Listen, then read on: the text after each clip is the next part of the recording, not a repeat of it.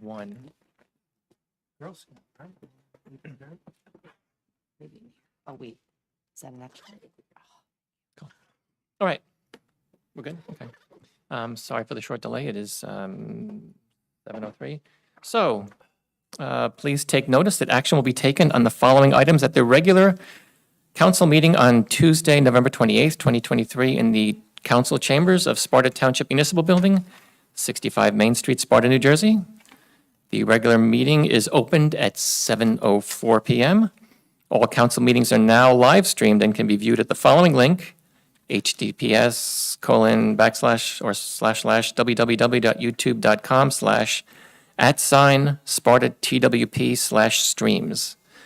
Adequate notice of this meeting was provided to the public and to the press on June 14, 2023 by delivering to the press and posting on the Township website a copy of this notice.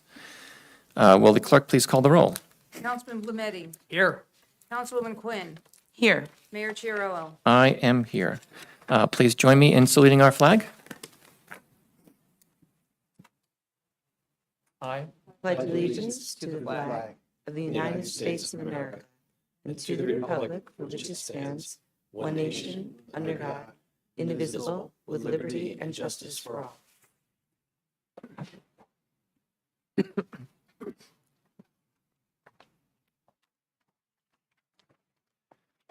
All right, so today we get to do something fun. We get to recognize a valued member of the community, and for that I will turn it over to Councilwoman Quinn. Thank you. So, I have the distinct honor of doing a well-deserved dedication to a very cherished member of our Sparta Township family, Mr. Jerry Yonkers. It is almost impossible for anyone to drive through town, take advantage of any park facility that we have. If you've ever been in one of our parks, if you've played on our park, if you've been a spectator, you have benefited from Jerry's hard work, his commitment, and his straight-up passion for this township and everything that is in it. Jerry spent decades as a dedicated employee of the township, maintaining and upgrading all of our parks, whether it be playgrounds, parks, all these different things. Jerry has really dedicated himself. He has a tremendous amount of knowledge. I think he could tell you what every single blade of grass is actually in every single park that we have. I won't hold you to it, Jerry, but I'm pretty sure we've had some conversations. When it rains and there's sports, he's out there with the crew trying to do everything possible to keep the kids on the fields. If there's new ideas and whatnot, I can't tell you how many things Jerry has done to upgrade and make life really, bring our quality of life up. So Jerry, we are really internally indebted to all of your service. For those of you that also may not be aware, if you've been up at White Lake Field recently, over the past few years, and you've seen all those trees, those beautiful trees that line the entrance, and all of what's going on up there. These are some of Jerry's brainchildren or his babies that he's brought forward through his innovation and his ideas. And what we're going to talk about tonight is absolutely no different. So I'm going to read the proclamation, Jerry, and I know you're probably getting angry with me because I know you like to be the guy in the back, but tonight you need to be the guy in the front. So you're just going to have to bear with me and hopefully not stay mad at me. We'd like to express a very special recognition to Jerry Yonkers and honor him for his dedication to Sparta Township for over 30 years. He has worked for Sparta Township as a full-time employee since March of 1992. He began as a laborer in the Parks and Recreation Department and was promoted to maintenance supervisor in December of 1992. Jerry's extensive knowledge in forestry and his willingness to learn and always give 100% to all he did far exceeded the requirements for his years of service to the town of Sparta. Jerry has consistently proven himself to be a valuable asset to the town of Sparta, and his special love of the Glen was evident in his meticulous care of that park and so many others. This plaque is presented to Jerry as recognition that he is a cherished and valued asset to Sparta Township, and it's our honor to present him with a trail marker, Yonkers Landing at Eagle's Nest in the Glen. So before, Jerry, I ask you to come up and accept this, just a little bit of background. Jerry had, like I said, Jerry is very passionate and probably knows every single blade of grass in Sparta Township. He knows this township upside down and backwards like nobody else does. Dave Smith and I was it the Trout Derby? I think it might have been the Trout Derby. And I saw them talking, and then I kind of went over, and they were talking about this great idea, and Jerry said, hey, do you have a minute to take a ride? So we drove up, and he said, this property would be perfect. We don't have a second access point to the Glen, for whether it be for emergency personnel, God forbid somebody gets hurt in the Glen. There's really was only one way to get to it. And also for our residents that have different challenges or are at different stages in their lives when it comes to walking. If you've been up to the top of the Glen, you know how absolutely breathtaking it is up there, but getting there all the way from the bottom can be a problem. So Jerry's idea was to get this property, carve it out, and be able to have an additional access point to the Glen that people of all ages and all demographics will be able to enjoy for years and years to come. So with that said, it is only fitting, and Jerry, I'm going to ask you to come on up and accept this. I can't give it to you because it's actually going in the park. I'm going to show it to you, and I'm going to give you this. So this you can have, this I have to take back. But if you could please come up, and if you could all join me in a round of applause to thank Jerry for all his time.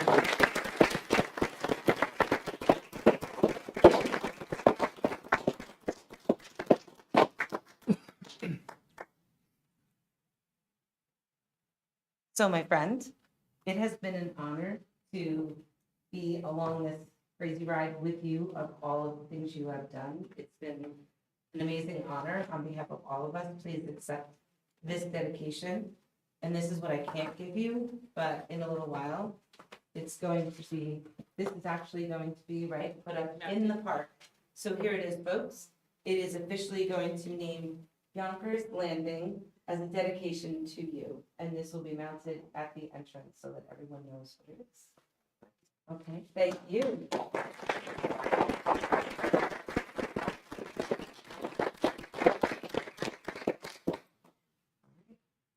Do you want to say anything, Jerry, or you're Speech. I'm gonna have to follow up next week. Don't be angry. Don't be mad.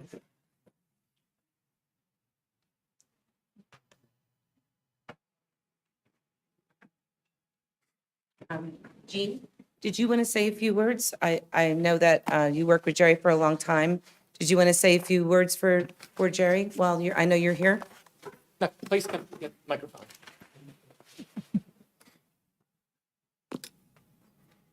So, well, just that, Jerry, I worked with him for 4.5 years. When I got here, he made my job extremely easier, trying to get acclimated to all of the parks, the personnel, and all of that stuff.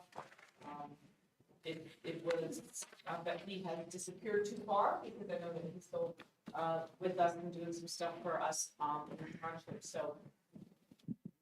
Still the superintendent of parks. Even though he's not still superintendent of parks, he still has been helping us in a lot of ways. Jerry and I hiked the Glen from the bottom to the top because he had to show me the spectacular view. And I said, we should be doing more lunch hours like this. It's beautiful, and it's just nice area. So he told me about his brainchild and got it together and going with you guys, and it's just going to be a really good thing for the residents to be able to get there from another access. So thank you, Jerry, forever a friend, and enjoy. Now you can go from the top. You don't have to go all the way from the bottom anymore. So Gina, I'm going to officially give this to you. Okay. Because I know the crew is going to put it up, so. Yeah, it's all set. Thank you. They're ready to go. All right. All right. Thank you. Oh, that can go back to Dan. Thank you.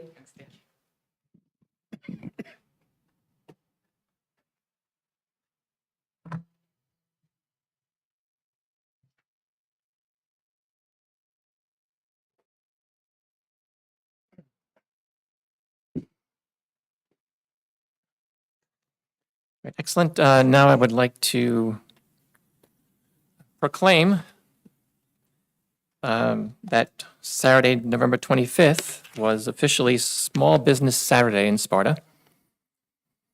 Whereas the Township of Sparta recognizes the importance of small businesses as the glue that holds communities together.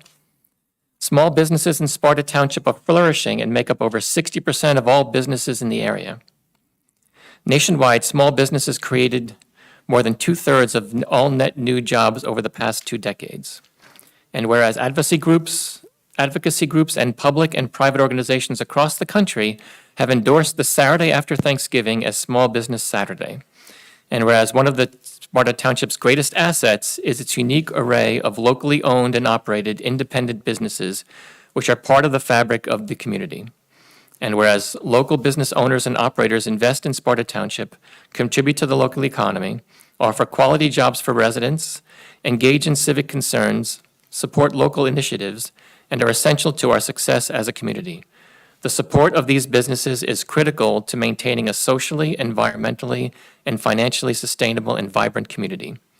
And whereas we value the businesses located in the community and celebrate the diversity of the goods and services they provide to residents and visitors. Now therefore be it resolved that even though the Township Council of the Township of Sparta recognizes that this past Saturday, November 25th, 2023 was Small Business Saturday, we would like to encourage all residents to continue to support local businesses by buying locally during this holiday season as well as throughout the year. So, thank you for that. We were, unfortunately, our meeting from this, the first meeting in November was canceled because it conflicted with an event, and so this meeting unfortunately missed it by a couple of days, and so I'm happy to present it now. We have no minutes to review at this time, and so I will ask the town manager to provide the manager's report. Thank you, Mayor, Council, and residents of Sparta. Many of you know this would be my official first meeting as your town manager, and so I'm pretty excited about that. Thank you. And what better way to kick off my first meeting than making a firefighter appointment as one of the responsibilities I get to do as the manager. So I'm always happy to see volunteers stepping up for the community. So with that, at the recommendation of Chief Chris Angelucci, I would like to appoint Lucy Wolfson as a member to the Sparta Township Fire Department. Chief Angelucci is confident that Ms. Wolfson will fulfill and complete the New Jersey state mandated firefighter 1 requirements and become a great asset to the fire department. In our Public Works Department, the annual residential leaf bag collection continues throughout the township until Friday, December 1st. Residents may bring leaves to the Sussex County Municipal Utility Authority facility if they have missed the deadlines for placing the leaves out by the curb. Holiday decorations and banners should be completed by the end of this week. JCP&L crews continue to recover electricity on Main Street as Town Hall suffered a power surge from a primary wire falling on Village Green Lane. The Llewellyn Farm Development Curbing and Paving Project has been completed. This project was successfully coordinated with our Township Engineers Office and the Public Works. The Llewellyn Farms is made up of Bromley, Timberline, Stratton, and Coventry Lane. That is where we did some rebuilding of the Belgian block curbing and newly paved that development. I was very pleased with the way that came out. That worked out well. All our ordered salt has been received at the Public Works new salt barn, and therefore we're good for the whole 2023 to 2024 season. We won't need to order salt anymore. That's And great. that's a nice insurance policy to have because you don't know what the weather's going to bring. In our utilities department, the state mandated lead and copper sampling has been completed. We thank everyone who participated in this task. Hydrant flushing has been completed throughout the township. As a reminder, the cold weather setting in, the water utility would like to remind everyone to check your meters by making sure they are in heated locations to protect them from freezing. In our Parks and Recreation Department, the Christmas tree lighting and visit with Santa. The Recreation Department's tree lighting event is scheduled for this Friday, December 1st at Town Hall, starting at 6:30 p.m. with the arrival of Santa Claus at the time. Many activities, including photos with Santa, writing letters to Santa, an ice carver, and other fun activities are planned. The tree lighting is scheduled for 7:30 p.m. Donations to the Sparta Community Food Pantry will be accepted. If inclement weather is expected, please check the township's website and recreation Facebook page for updates. Chief McCarrick will report more on our decision for Main Street and road closure during the event. The 4th Annual Home Decorating Contest. The Rec Department is hosting its annual contest for Sparta residents. Participants must register their home through the township's website, Parks and Recreation page. Online registration through the Community Pass by Friday, December 8th. The homes will be displayed on the Sparta's Recreation Facebook page, and the 2 decorated houses with the most likes will win a prize and be provided a sign to display on their front lawn. The first place winner from the 2022 contest is not able to enter this year, but will have the honor in lighting the holiday tree at Friday's event. Hanukkah celebration on Sunday, December 10th at 4:30 p.m. Sparta Township and Shabbat of Sussex County will hold a Hanukkah celebration at the Sparta VFW, including the lighting of the menorah, family magic show, music, crafts, and treats. The event is free, and more information can be found at jewishsussex.com, the township's website also. Winter brochure. Staff have been working on the brochure for winter programs and activities during the months of January to April 2024, with registration opening for Sparta residents on December 13th and non-residents on December 20th. The park staff continues to winterize all facilities and fields for the season. At the Sparta Library, the library hosted the first Council Connect initiative on November 17th, with mayor, deputy mayor, and myself attending. The initiative is a unique opportunity for citizens of Sparta to meet their elected officials and have an open dialogue about issues that matter to them in a relaxed and informal setting. The next one is scheduled for Thursday, December 21st at 6 p.m. As a reminder, the Sparta Library offers many classes and activities planned for all age groups. Please visit www.spartalibrary.com. Please take notice that out in the lobby, there is always a Sparta Community Food Pantry collection box, and now a newly added Season of Hope toy drive and toy shop collection box, coordinated by Project Self-Sufficiency for visitors to donate if they so choose. The toy collection box will be picked up the week of December 11th. Chief McCarrick will read his portion of the manager report. This concludes my report, and I thank you, Mayor, Council, and Sparta residents. Thank you, Mr. Zepp, and thank you, Mayor. Thank you, Council. Just want to first not only welcome Mr. Zepp officially as manager, but on behalf of the police department, we're very happy, and we're also very proud to see you sitting in that seat. And I'd also like to thank Mr. Rome for filling the seat this past year. You know, as a new department head here, as chief, you have really helped me out, and your time was appreciated. So, thank you. Just an update from the police department. The police department hosted a food drive on November 12th at the Sparta Stop and Shop. This is an annual event that we host to help the Sussex County Food Pantry. The generosity shined as we collected a large amount of non-perishable foods and sanitary goods, along with over $600 in cash and gift cards. I want to thank you to Stop and Shop for your partnership, along with the members of the Sparta Police Department who volunteered their time to be out there. Drive Sober or Get Pulled Over campaign. The Sparta Police Department was awarded a grant from the New Jersey Division of Highway Traffic Safety for Drive Sober or Get Pulled Over year-end holiday crackdown in the amount of $7,000. And this is from December 1st, 2023 through January 24th, 2024. There will be added patrols during this time for the enforcement of driving while intoxicated. We'd like to remind everybody to please be responsible during your holiday celebrations. If you consume alcohol, please get a ride. New body cameras and dash cameras for our vehicles. The police department is preparing to implement new body cameras for our officers and new dash cameras for 9 of our patrol vehicles. This equipment is being leased, which provides the opportunity to have the most updated equipment with replacement of hardware every 2.5 years. The included maintenance contract allows for quick repair or replacement of units with no added cost. And additionally, the cloud service for video retention will allow us to eliminate much of the costly burdens when it comes to discovery. The body-worn cameras were partly funded by a grant that was awarded to the police department in 2022, and the dash cameras were partly funded by drunk driving enforcement funds from the state. So as you can see, a lot of the things that we're doing are from grants with the police department. As the manager said, our Christmas tree lighting is Friday, December 1st, out front at Town Hall. This year, the police department will be closing the roadway through traffic for the event. So what we're doing is the road will be closed at approximately 6 p.m., depending on the amount of pedestrian traffic at that time. There will be access to the municipal parking lot for the event parking. Additionally, there will be parking at 47 Main Street, that's the new Biondo building, and the Presbyterian Church on Main Street.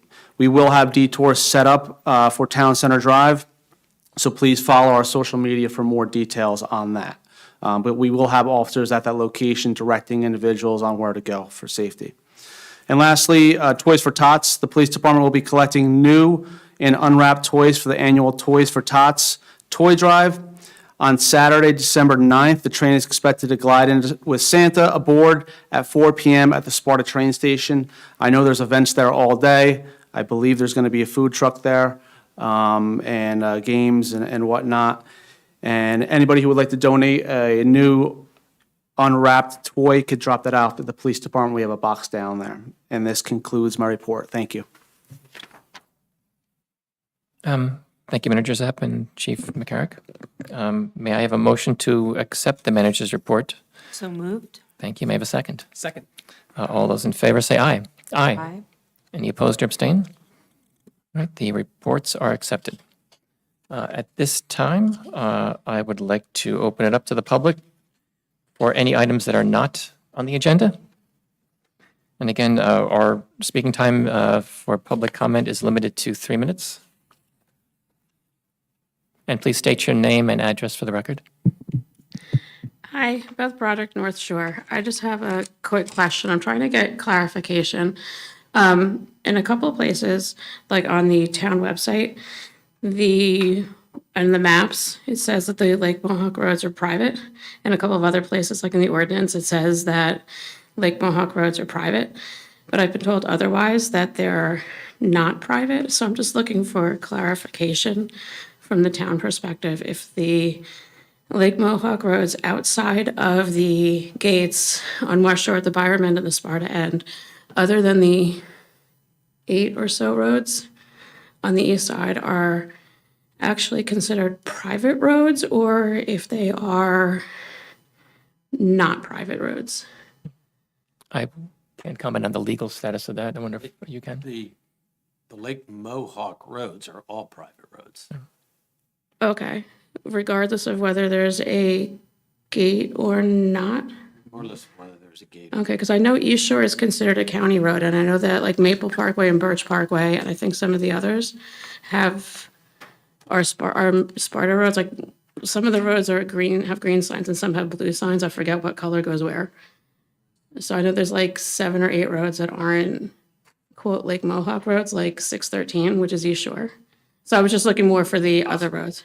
There could be county roads that intersect or are contiguous with Lake Mohawk roads, but any roads that are owned by Lake Mohawk are indeed Lake Mohawk roads.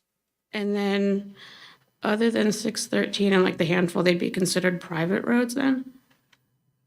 I'm not sure which you're referring to. Like anything on like West Shore and then some of the parkways up in Alpine, like stuff like that. Like I can show you, I have the town map, I can show you like if we take a break or whatever, I can show you. But I'm just looking for clarification before I start shooting off at the mouth and causing trouble. Which I apparently am known for doing, so. Okay, but otherwise they're essentially Yeah, I private. mean, there could be some specific roads that you're referring to that are. Like I know that like Maple and Birch. I don't know what roads you're referring to. Okay, well, I'm just looking like in general, like, cause like on the town maps, it says that like, it says like private road, private road, private road, private road, like up in Alpine and like on the west side mostly. But it's come up like within Lake Mohawk that some of them are not considered, or like Lake Mohawk roads outside the gate are not considered private. So I'm just looking for clarification. Well, I don't know if this will clarify it for you, but simply because they're outside of the gate does not mean they are not Okay, Lake Mohawk private roads. perfect, thank you. I would recommend if you have questions about specific roads, if you can put that in an email to me, and I'll make sure it gets to the right person. Okay, perfect. Yeah, thank Beth, I you. think there's also at Lake Mohawk, if you go to the desk, they have a complete map that will show you where all the roads are. I know I think there's 2 roads over by Maple and over by there. In order for the town to own any kind of roads that come from a private community, they have to be brought up to code, and then there has to be an agreement in place for the town to take them over. That would be the only reason why any particular road or 2 would be pulled out of that. But I've seen at Lake Mohawk that they have a map, and it will show you everything, anything that is outlined in that shows the reservation. And then if you just ask Kathy or Susan or someone, maybe Sabine, they would know the actual particulars of every single road. Okay, perfect. Yep. I think it's Maple, like Maple, East Shore, East Shore is Okay, county. if you could put that in But Maple, Birch, email. and I think there's like a handful of others. Also. Okay, So Sabine would be able to help you with that. Perfect, thank you. Sure. thank you. Again, state your name and address, please. Robert Otto, 41 North Shore Trail. I think I know what my neighbor's getting at. I think probably Chief McCarrick probably knows what she's getting at. So I think what she's probably looking for, if I had to guess, is clarification on Lake Mohawk roads that are taxed and maintained by the country club are private, and there just seems to be this circular argument forever on enforcement on those roads, and those of us as Sparta taxpayers or Byram taxpayers just looking for enforcement. And then I guess some people, I've experienced this with some neighbors trying to get relief from, they're using our roads and they're not even members. And then being told, I think there's a nuance probably, and Chief McCarrick can tell me, they are private. Membership pays for them. There's maybe a misunderstanding among the township, greater township residents that Lake Mohawk just pays for the area within the gates, but in fact our dues maintain the 26 plus miles of private roadways, not just within the gates. So we pay for those, our taxes pay towards Sparta or Byram Township public access roads, and I'm guessing that the question is just, if something were to happen, how would we even figure out who's responsible for what? Is Lake Mohawk going to be subject to some sort of class action litigation? Would the township be responsible? And I think it's a good question. Like, we've kind of had these separate discussions with different Lake Mohawk lawyers through the years. Just like, if something happened, if we're not clear about it, that's a problem. So I think we just need to clarify it. So I don't know if Mr. Collins can look into the matter, and we could just kind of say, yes, they're private. And if something happened, Lake Mohawk's responsible because they're clearly marked private, or the township would bear 50% responsibility or 0%. I don't know. Anyway, thank you. Thank you. Did you have any? I No, didn't. I would only say that it's pretty fact sensitive to a particular road. For example, if there was an accident on a particular road, someone could raise a claim suggesting that there was some negligence in terms of maintenance of the road or design of the road. But that indeed would depend upon who owned that road, who was responsible for that road. So if you're looking to test that, I would just throw out North Shore Alright. Trail or West Shore Trail. Okay. Thank you.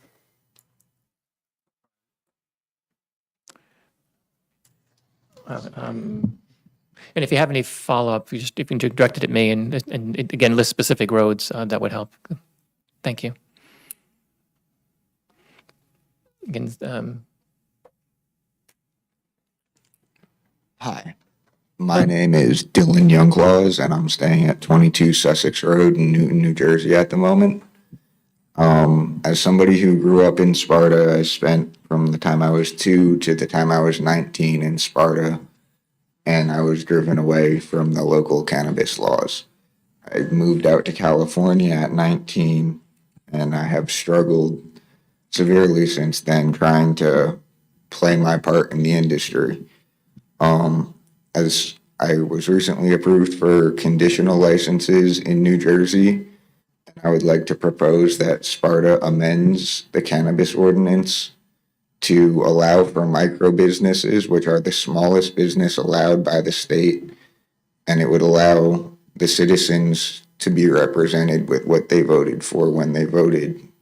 Over 66% of the citizens had agreed that cannabis was something they would like to benefit from the tax purposes, to the fact that they don't want to see people that are participating in what they agreed should be a legal industry to be incarcerated. I believe that it comes down to why we threw the Boston Tea Party, and the fact that we're being taxed and we're not being represented. Several people are having to participate in an illegal industry because of the way that they're not being represented. Also, it comes down to the safety of the consumer.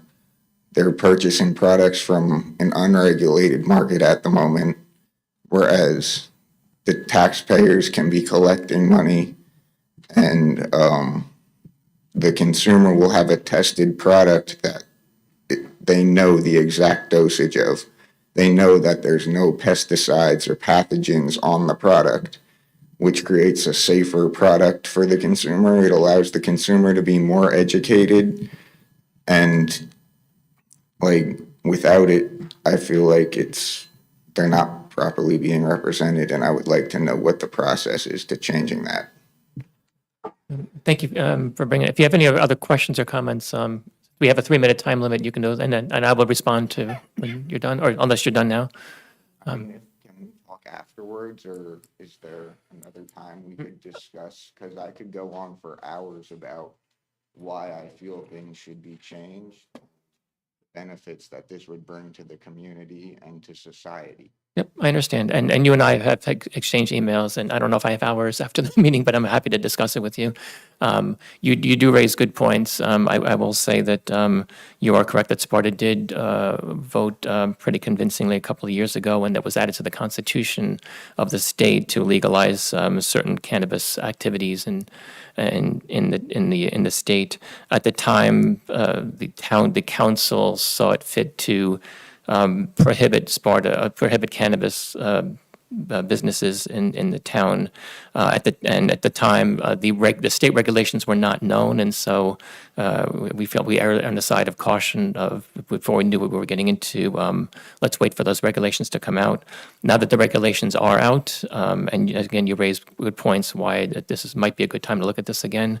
I believe the council will at least hold a public session on this sometime in 2024 to have a public discussion to say, is this really, let's revisit this again now that the regulations are known, and see what the appetite is for perhaps relaxing some regulations of some businesses in some parts of town. And again, the process would emanate from the planning board, whose job it is to determine what we do in what part of town, so that the process would start there, but ultimately the council will make the decision. But I think we will probably kick off some kind of discussion of that in early 2024. And thanks again for bringing that up. Hi, Mike Devine, Oak Parkway.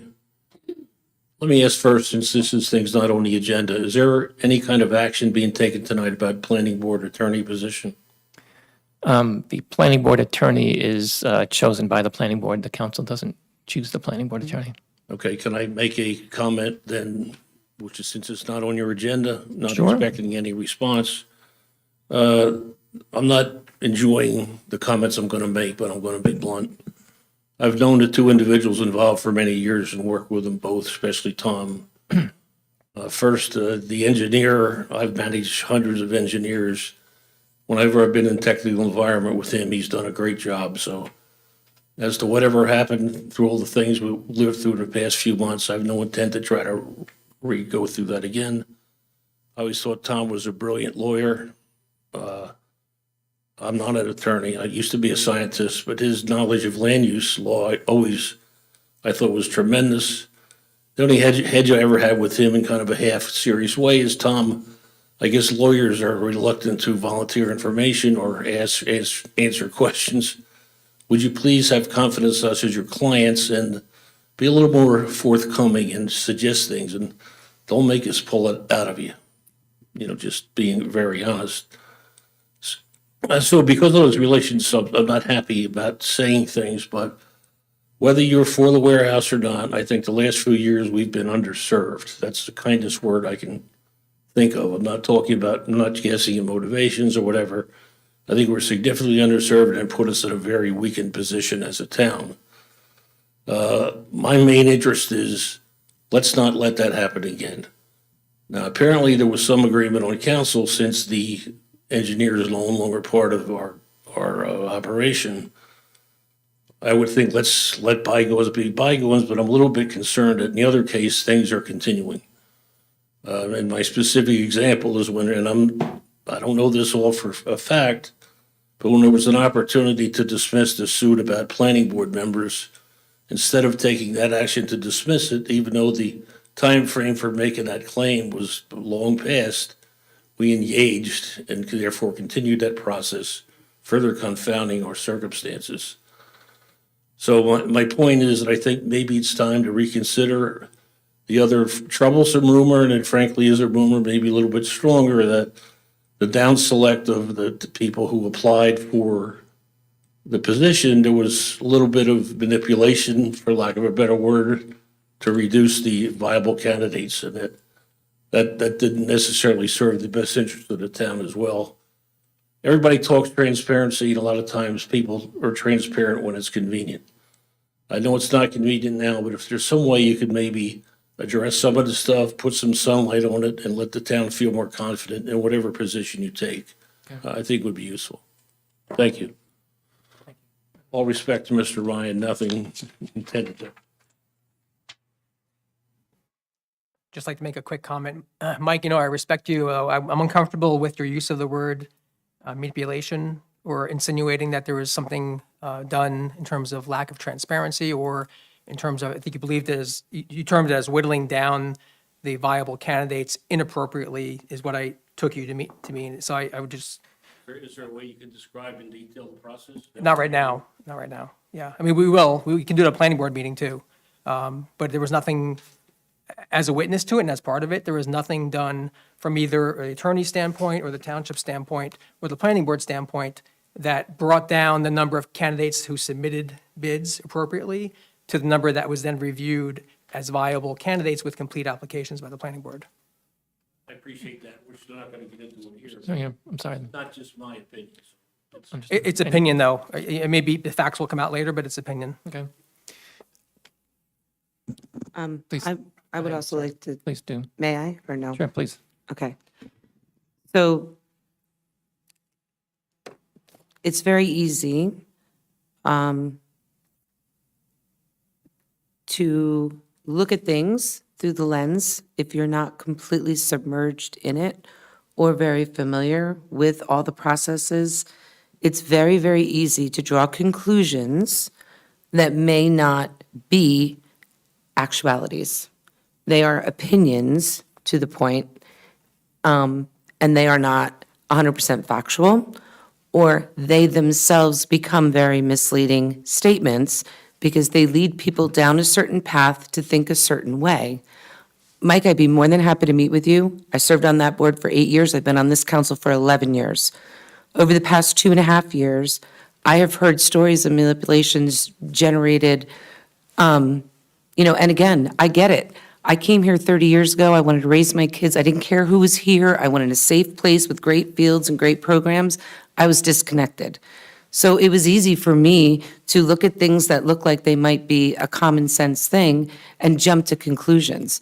It was very different when I was here, and you were here, and you were sitting with me on the planning board. So I know. If you have questions about these things, I'm happy to meet with you. I've offered that before. I am very happy to meet with people to try to get some truth out there, because I think there are a lot of manipulations, and what's hurtful to me is that innocent people, in many of these cases over the past 2 years, have been slandered and defamed all over the place because of things that are opinions. Social media is not a forum of fact. It is designed to be a forum of opinions.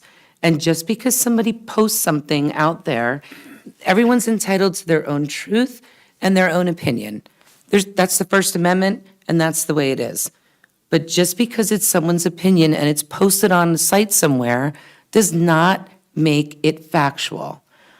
I will just encourage everyone, because again, 30 years ago, this was me. I didn't understand how all these things worked. Sitting on this side and being as involved as I have been has been a real eye-opener. And again, I am willing to meet. If you want to meet, I will extend the offer again. But with anybody that may have questions around topics I can answer. But when we get into some of these words and some of these things that I'm seeing posted, letters to the editor, different things like that. I mean, I read a letter to the editor written that said the council, on Tuesday night, the council's picking a new planning board attorney. Guess what? We don't even do that. It's not factual information. The planning board does. The township council simply has nothing to do with it. That is misinformation. Just because it's published, just because it's a letter to the editor, again, it's an opinion, and it is not one that's factual. So we have nothing to do with that. That will be happening. Just like they said, it's happening at the planning board. This council has nothing to do with that.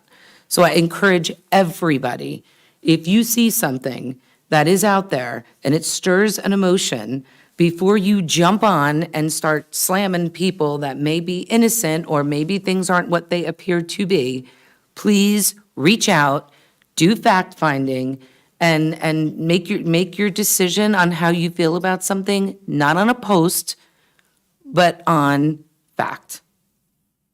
I'd like to think that that's what I was doing tonight. No, and I didn't mean that you were doing that, Mike. I'm making a statement in general, a broad stroke. But I'm very happy to sit with you. Like I said, I was on that board for 8 years, and I've offered to a lot of members for 2 years now, call me if you want to know different things. I'd be more than happy to sit with anybody. So I would be concerned if you don't mind. I'm sorry, the time is, I'm sorry, the time is. what's that? This is a widely held opinion. I have a sense Okay. it's fairly widely held. I did get it from social media. I'm sorry, I think we have to Okay. move on. Thank you. Anybody, Hi, Mark Scott, Sparta, 9 Pueblo Parkway. Well, apparently we got some emotion out of you, Christine, tonight. I'd like to know if is the town council or is the planning board continuing to interview candidates? As I understand it, and the general feeling in the town is that the person that went through all the resumes, went through all the qualified candidates, was an attorney that was on the town council, and that person is whittled down due to technicalities and imperfections in applications, whittled down the candidates to 2 people, Mr. Collins and someone else. And that's what the storyline is out there. And we understand that there has been no right to cure for any of these candidates that have been kicked out. You had candidates that are some of the finest planning board attorneys in the state applying for these jobs. And to kick them out on a technicality, that's just horrible. And I mean, I don't know whose thumb is on the scale here, and I'd like to know, who is it? Is it Ms. Quinn? Is it Mr. Hertzberg? Is it Mr. Ryan? I mean, where is this coming from? Where is it coming from? So, Mark, why would you say? sorry, why don't you finish your comments, and then we can offer our comments, because Yeah. you have a 3-minute So I time got a limit. minute 30 left. Okay. So So I'm just concerned that there's no transparency that was offered by this administration, and there's no clarity as to what is going on. Yeah, are the interviews still going on? Have we whittled down, due to technicalities, 10 applicants to 2? Is that what we're doing? I mean, we're gonna be, we're gonna be voting tonight to pay $100,000 to Mr. Collins in a special resolution. I mean, do we want that to continue? Does that have to continue? I mean, Mr. Collins just answered on behalf of the planning board he answered Diamond Chip, and now we have to continue to battle on that rather than get a decision out of the courts, a rather clear-cut decision. Diamond Chip had 45 days to sue, and they missed it. And that was the decision. But no, now we've answered, and now we're going to debate it, and now we're going to continue to ring up the legal fees, and we are going to be less represented and poorly represented to fight this Diamond Chip situation. Yes, Christine, I've got 15 seconds. No, go ahead. Keep going. Not No, that's it. That's all you. I'm going to yield Okay. my 15 seconds to you. Well, thank you. So first of all, I'm just curious, when you make this reference to who's tipping the scales, and you say, is it Christine, Josh, or Tom? What about everybody else? It could be one of those guys, too. Okay, so I'm just wondering why, Could be one of those guys, too. okay, but they weren't mentioned, were they, Mark? You didn't mention them. So I again, this forgot that. accusatory slang. I'm going to clarify one more time. This council, with the exception of Dean, because he's sitting on the planning board, this council does not decide who the planning board attorney is. As a matter of fact, this council, with the exception of Dean, because he's on the planning board, has not seen one resume. But I this could not council- tell you. This council's attorney is determining. Sorry, your time limit is up. Who is on the planning The board? comment Who's the from the planning board dais. attorney? This council's attorney. Excuse me, Thank you. please Just a respect our second. ordinances. The other thing is, our attorneys, we hire them to protect this town. They did not file litigation. They are protecting us from litigation that was filed by other people. It's not us keeping it going, and it's not us that started it. So let's be clear about that. No, are you an attorney, Mark? I mean, obviously, it's not. Maybe we should listen to the professionals instead of thinking that we know everything. Maybe we should seek to understand. The other thing that I will tell you is in my 11 years here and 8+ years on the planning board, when we send things out for RFP or RFQ quotes or professional services, whatever it may be, correct me if I'm wrong, please. In municipal government, the regulations are unbelievably stringent and extremely clear as to how those RFPs and RFQs have to come back. You've made reference to the fact that things were thrown out on a technicality. I cannot speak to that because I don't know what applications came in, but I can speak to process. And in municipal contracts, if a professional is putting in for, as a request for quote or request for professional service, and they do not know enough to complete an application, then they shouldn't be in the pack. And they won't be because that is the municipal law. Tom, am I incorrect in that? No, I don't believe you're incorrect. Thank you.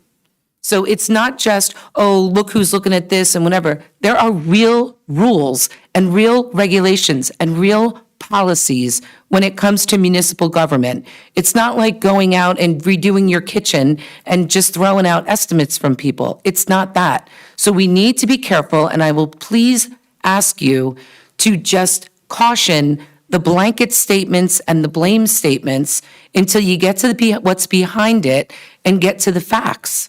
Please. I'm sorry. Any other Yeah, comments from the dais? I could add a little more comments. I echo Chris's comments regarding the process. It is a very thorough, it's deep in regulations. I was actually a little bit surprised looking into how thorough the RFP and RFQ process is. And Sam and his staff helped guide that too. There are legally required documents, mandatory disclosure forms that need to be completed.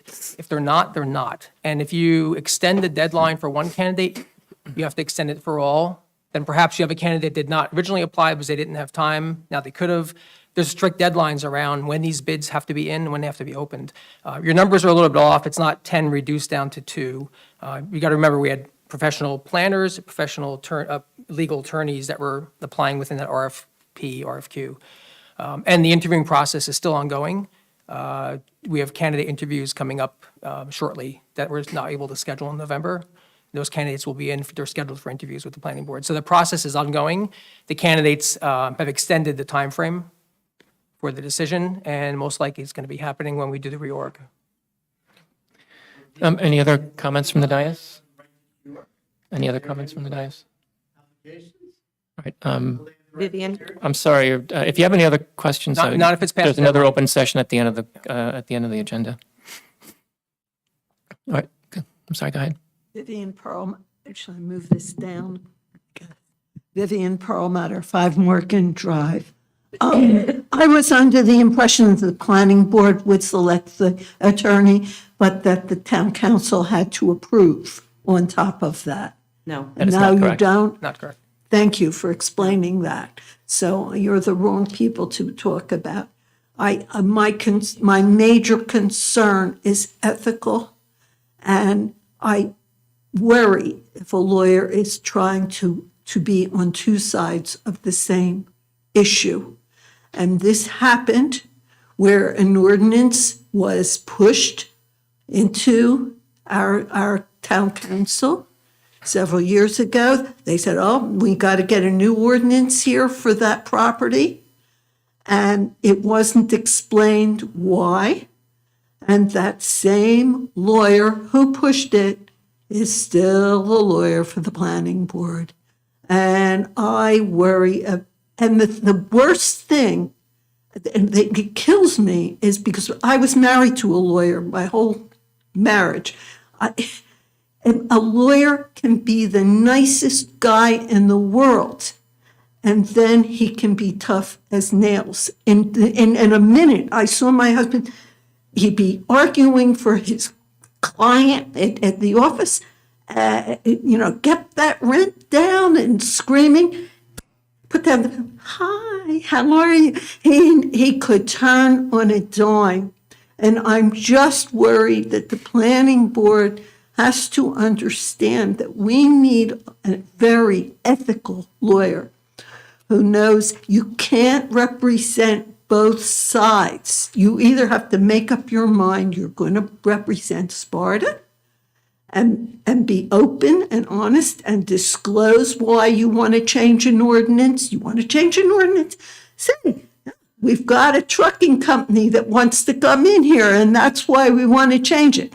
But when you keep your mouth shut, it's an ethical violation of being a lawyer, in my opinion. Thank you. Thank you, Vivian. Right. So Vivian, I just want to clarify something. I want to clarify it, and I can speak to it because, again, you all know that I was on the planning board during these discussions and on the council during those discussions. The lawyer that you're talking about, he is not the one that pushed this ordinance. This ordinance actually came to the council, and Mike Levine could tell you, over 20 years ago through master plan reviews. The ordinance update and recommendation for us to leverage and do more to encourage use of rail is something that was identified in planning reports that go back as far as 20 years. So that is where this, all of this originally came from. So I just want to clarify, it was absolutely not, that did not come to the planning board through the lawyer. It did not. So again, in an effort to just keep things factual, and all of this is in the records, you can go back and look at the agenda, you can fact check me on everything I'm saying right now, but this did not come directly from him. It was something identified decades ago. We took action on it now, but again, I've been very upfront about what I firmly believe trucks need to be off the road and we need to leverage more rail. I would encourage that. That's my opinion, but we all have our own vote. We all have our own opinion about that ordinance. And again, I don't want now that people are looking at a particular professional to now focus in. First it was the engineer, then it was this. It's not fair to blame this lawyer for this ordinance, and I just want to fact check that. Thank you. I'm sorry, there's another open session at the end of the agenda. I have a question. The 3-minute, is that limited to per person or? Per person, per section. So subject? there'll be another, any other time there's a public session, you can All come and right, so comment. I should hold a comment about exactly that until a later Yes, session? please. Thank you. Okay. Thank you and thank you, everybody, for respecting our rules. Hi, Ron Day, 22 Fox Hollow Road. First of all, I want to thank each of you for everything that you've done over the past year. I know you put a lot into it, both with the town council and the committees that you're on. So my appreciation there. What I wanted to talk about tonight, and maybe really look for a name that of someone I could talk to, is when you're watching the meetings, whether it be live stream or you're attending in person, the subject of grants come up pretty frequently. And when I see it, I say it's a great idea. Who does it? And I haven't been able to get that answer. And so what I'm looking for is I can someone. help but finish, please. Okay, someone that I could talk to understand who has a responsibility, and are there any tools that the town has, such as are there search engines out there, and are we looking at the keywords and where we're going? I think if we could maybe get that word out to the different committees, that might help. So just looking to understand it better so we can maybe implement it a little bit better. Do you have any other comments to make? Okay. So I will turn this over to the town manager to talk more specifically, but if you're the federal government and you want to encourage parks and you make $4 million available for parks, how do you actually distribute that? Same thing at the state level. At the state level, we need to clean up Superfund sites. I'm going to allocate $30 million for cleanup. How do you distribute that? And the answer is, or part of the answer is, of course, is that grant money is available for any person who qualifies for under the construct of this money, and there's limits and all that stuff. We do contract out with a grant writer. The grant writer's job is to look for grants for us as well. So we can work with that grant writer to say, here's some things that we're looking for. Let us know if there's a grant money out there for that. It probably also happens in reverse if there's grant money that we should know about. So we do have a professional that does that, and this professional has been doing as noted, a fantastic job of getting money to our town to do projects that we feel are worthwhile.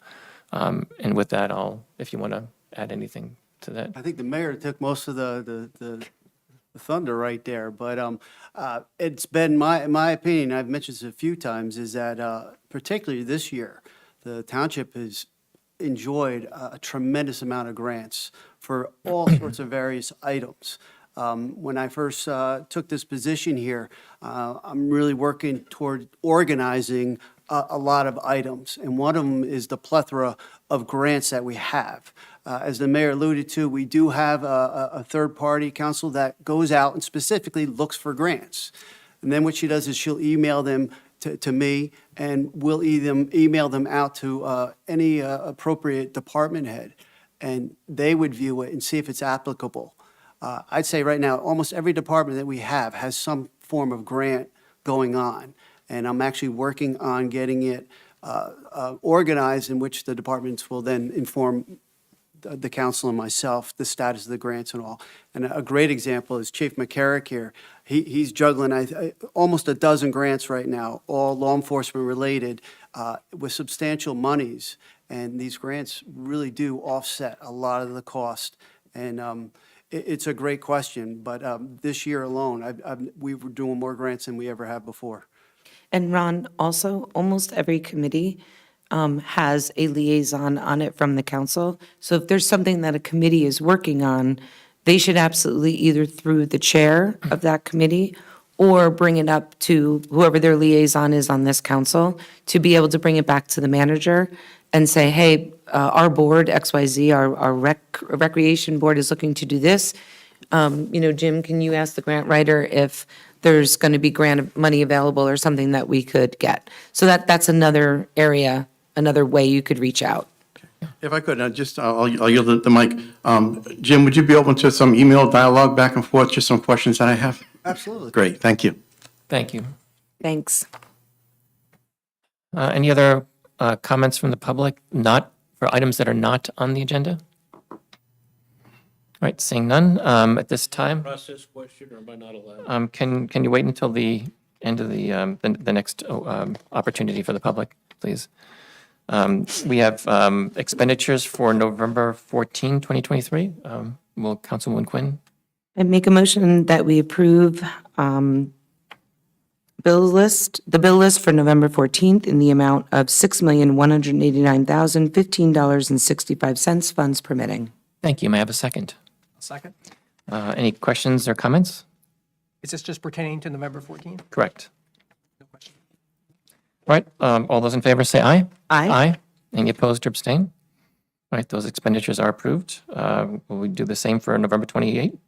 I make a motion that we approve bills on the bill list for November 28th in the amount of $5,761,363.65, funds permitting.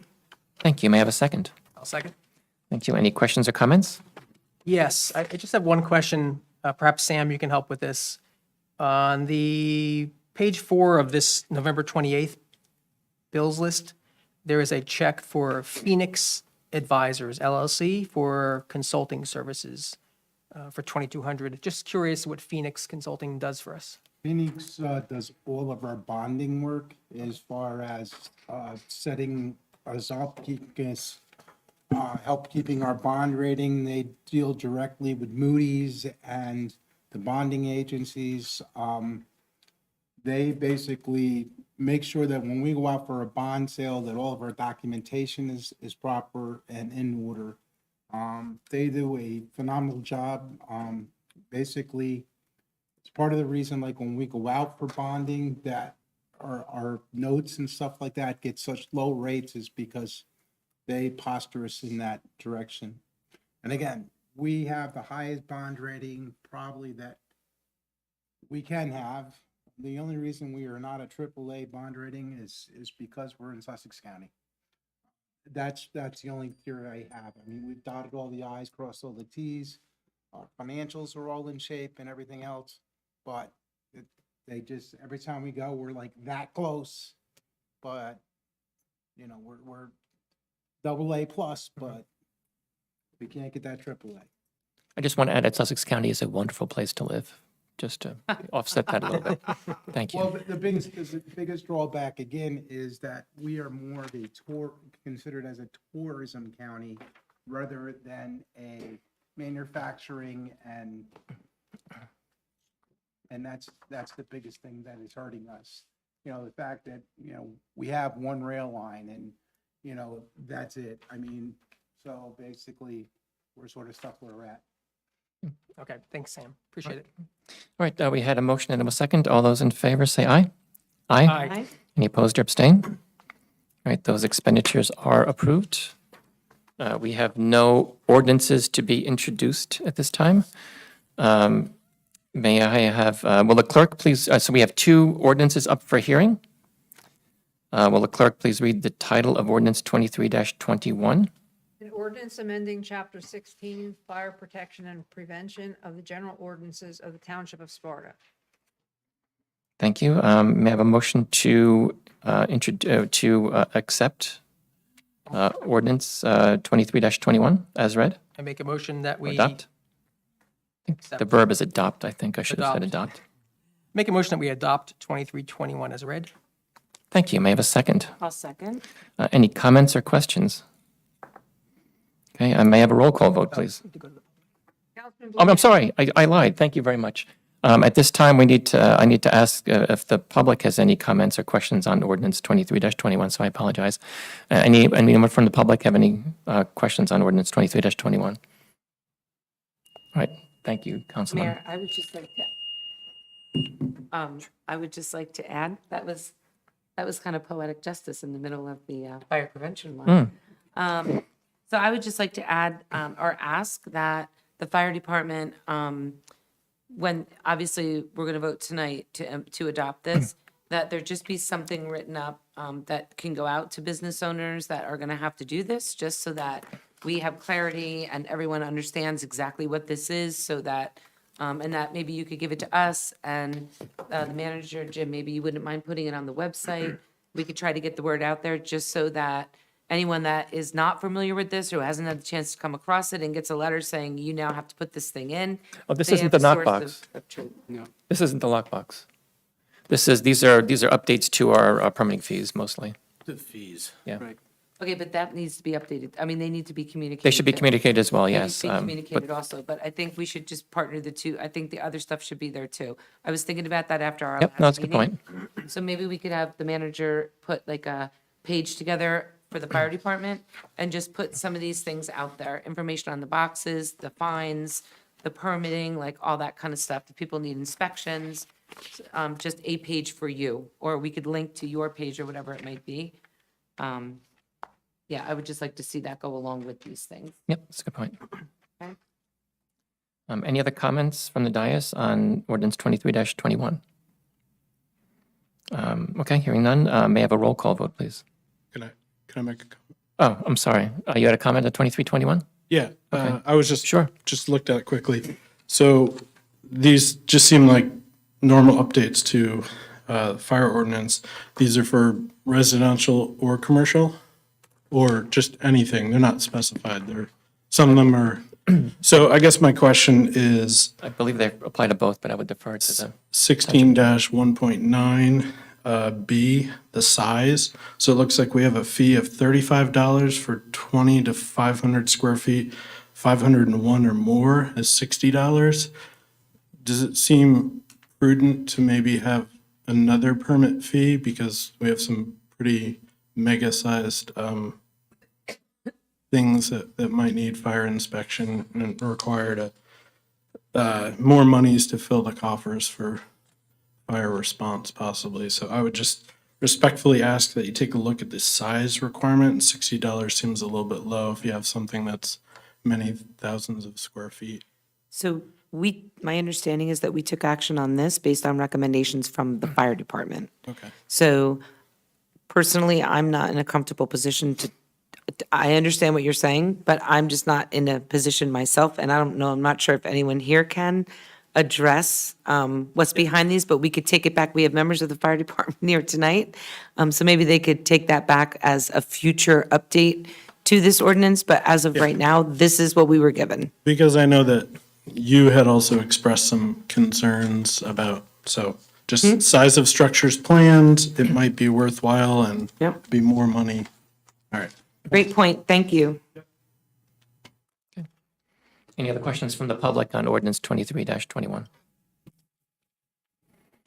Okay, now may I have a roll call vote, please, on 23-21 from the dais? Councilman Blumetti, Yes. Councilwoman Quinn, Yes. Mayor Chiarello. Yes, the ordinance has passed, is adopted. Will the clerk please, actually, will the clerk please read the title of ordinance 23-22? An ordinance authorizing the sale of a portion of Block 4006, Lot 31 to Corona Realty Corp., Sparta, New Jersey. Thank you. Is there anybody from the public who would like to comment on ordinance 23-22?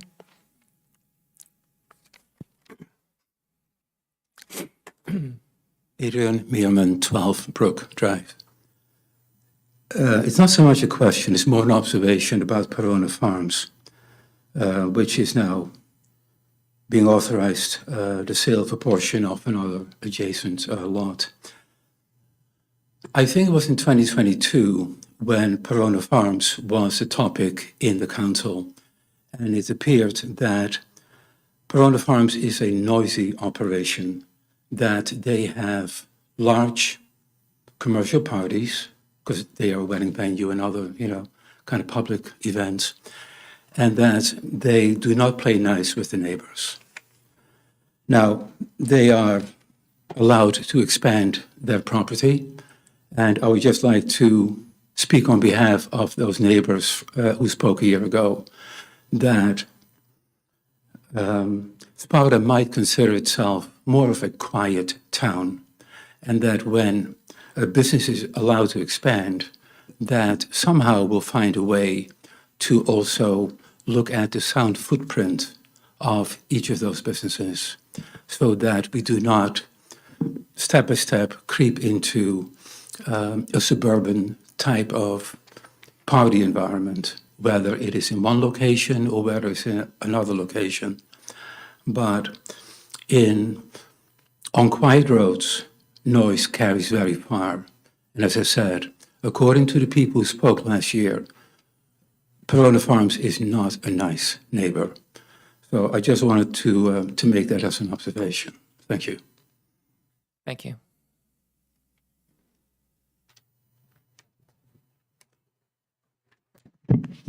Good evening, Kathy Ebenkausen, Scudder's Road. I have a few questions about this ordinance. First and foremost, what is the zoning for this property? Do we know? I think just to make sure you use your time expeditiously, if you want to get your questions out all together, and then we can Sure. comment on it, so we don't use Okay, them all up. first question, what is the zoning for this property? Second, why is this ordinance being raised and by whom has proposed this ordinance? How does this fair market value assessment compare to something like a Lake Mohawk non-buildable lot? It doesn't seem to compare based on the basic math that I did. $1,700 for 0.3 of an acre, give or take, would be about $5,500 per acre, which seems a bit strange for a piece of land. So those are my general questions. Okay, I will answer some of them, probably, but I will defer to, I think, Sam, I think you had a lot of answers about some of why we're doing it. Actually, why don't we you probably know more about this than I do, so. Basically, this was a piece of property that we had owned. It was a non-usable piece of property. It was, like we say, it's around 1/4 of an acre, give or take. Basically, they needed to extend out their lot. I think it was possibly for drainage purpose or something like that, or adjacent. And so we're taking a landlocked piece of property that we weren't receiving no tax dollars on. We're letting them pick that property up and they're going to be taxed. So now we're going to be at least getting, and it's not going to be a huge amount, but we will be getting tax money in on the property that was costing us money. So there was some use there that was encroaching on our lot, and this was a remedy for that. Is that correct to say? Yes. Yep. So Perona Farms incorrectly built, and now we're curing or healing for that? Is I that don't know how right? far back that use went, but there was an encroachment for, you said, for drainage. I thought it was a parking or a driveway, but in any case, this is the way to remedy that. But I don't know. Wow, okay. Looks like on the map that it's partially paved, partially grass. Is that correct?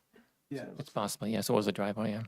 So you're saying for the average citizen, if I encroach, I can get an ordinance to? If you want to purchase one of our unowned or lots that are township owned and start paying tax on it, I think that's a fair thing to do. So that's open to anyone, okay. And as far as the fair market assessment, I think this went to an assessor, that we had this professionally appraised. There's a lot of properties like that, like especially up in some of the smaller lake communities up on top of the mountain. I mean, there's probably hundreds of lots that the town owns that just are sitting there that, you know, they were paper lots and they were all subdivided out and then they all went to foreclosure and nobody wanted them. And, you know, like I said, there's probably at least a couple hundred or more. I can, A lot of them are on private roads. They're Maybe we can tell the public about that.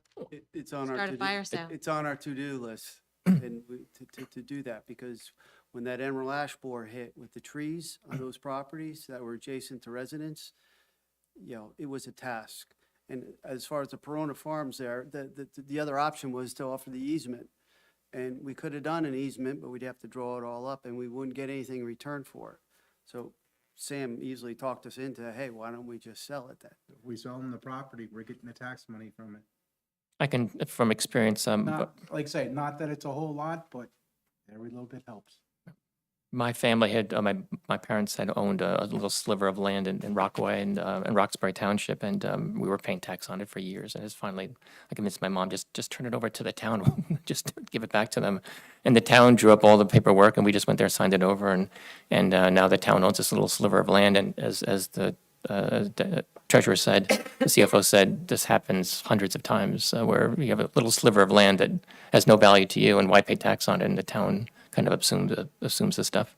So there's stuff like that all over. And as that manager said, it might, these lands might be valuable to the people that own contiguous property to it. And so that might be a project in the future to try to have that sale. And you also asked about the zoning before. I know your time is up. Do we know how this is zoned? It was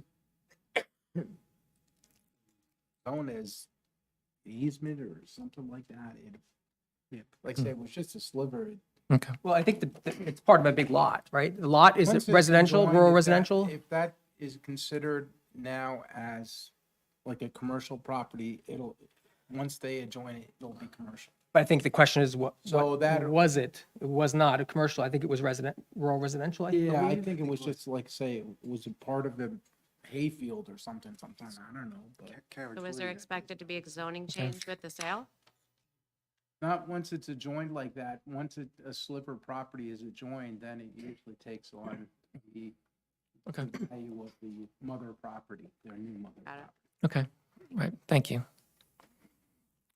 Any other questions on ordinance 23-22 from the public? Mark Scott, 9 Pueblo Parkway. Sam, so this property we're selling to them is valued at $5,821. That's the price we're selling it to them on a per acre basis. How much tax are we going to get for this property?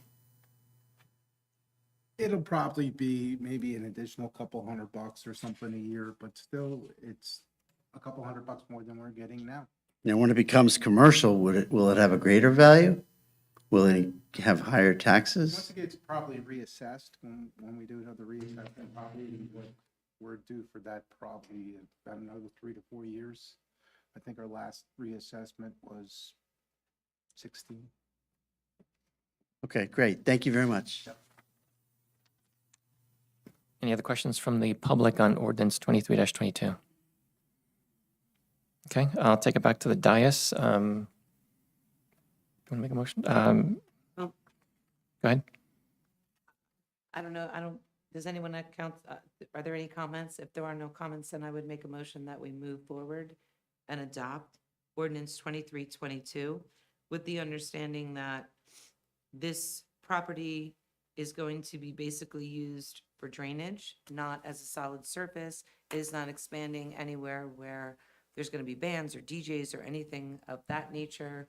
Therefore, I don't see that it is going to infringe on neighbors any more than what's there already. And also that this is good for the environment, that we have drainage, we don't want flooding.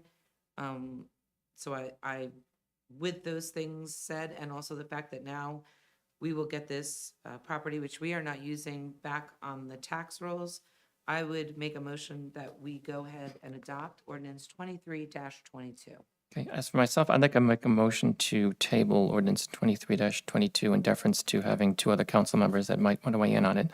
Ordinance hasn't been, none of these motions have been seconded yet, so Can I make comments still?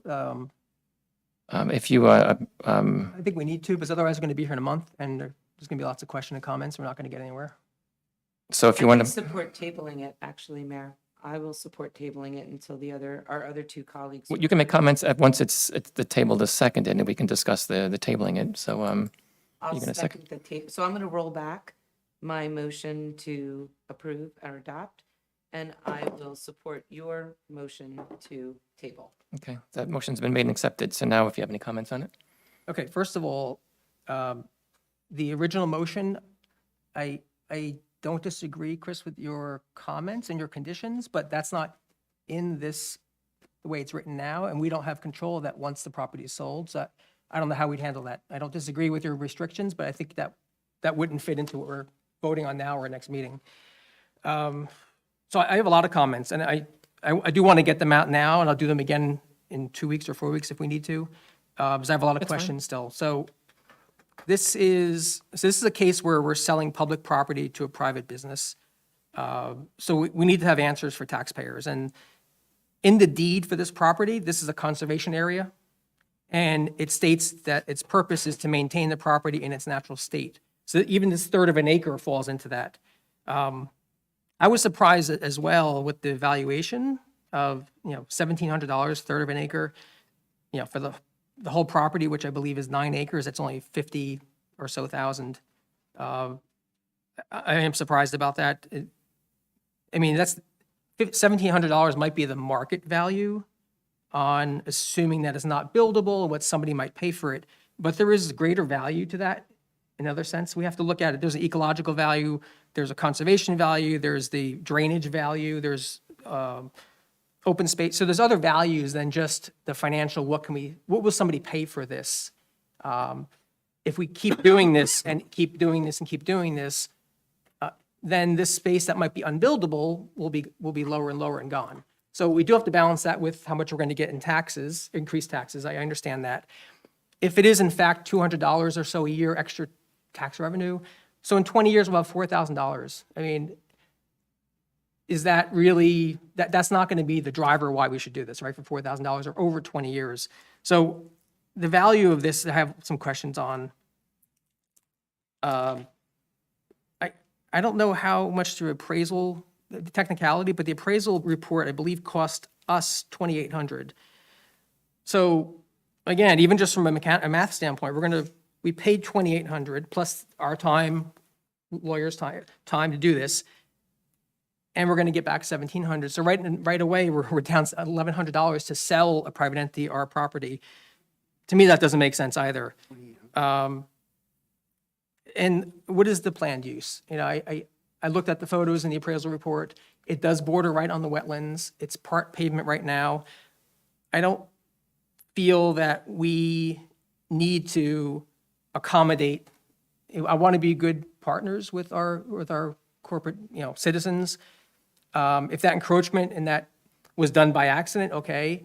Doesn't mean we're in a position where we have to do something, we have to sell to them. We could do an easement, or we can just restrict that property. There's other ways around this. I don't think we're stuck that we have to act and do this because they come to us. So without some of those answers, I'm still very uncomfortable, and I hope by the time we reconvene on this that we can have a little bit more of those answers. And maybe we do need to somehow restrict this, but again, once it's sold, it's their property. And if it's not zoned, like, for instance, will the easement follow this property? Or are we carving out a third of an acre of conservation easement? And will that deed then be gone for that third of an acre? So there's all these questions that I don't have answers to, that I would not be able to support this at this time. So Dan, maybe could you coordinate the questions that council members have so that Sure. we could put them into a document, send them to the manager, the attorneys, the planners, whoever needs to answer them, and then they could get back to us. This way we can continue to have productive conversations around these. I just would hate to see us, at the next meeting, sitting here with the same questions we have, and then not being able to have any more productive conversation around it. So I would just maybe offer that as a recommendation. Sure. From my comment, I will say, if we do nothing, so right now, there's a piece of a driveway that encroaches on a piece of land that the township owns that has no value to anybody. And if we do nothing, that driveway will still be there, and nothing will change.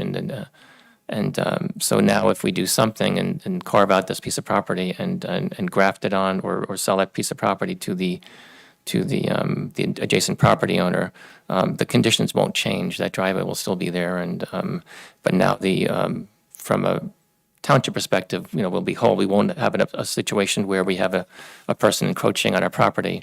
I guess one option would be to fence it off and rope it off and say, move your driveway, you can't use this property anymore.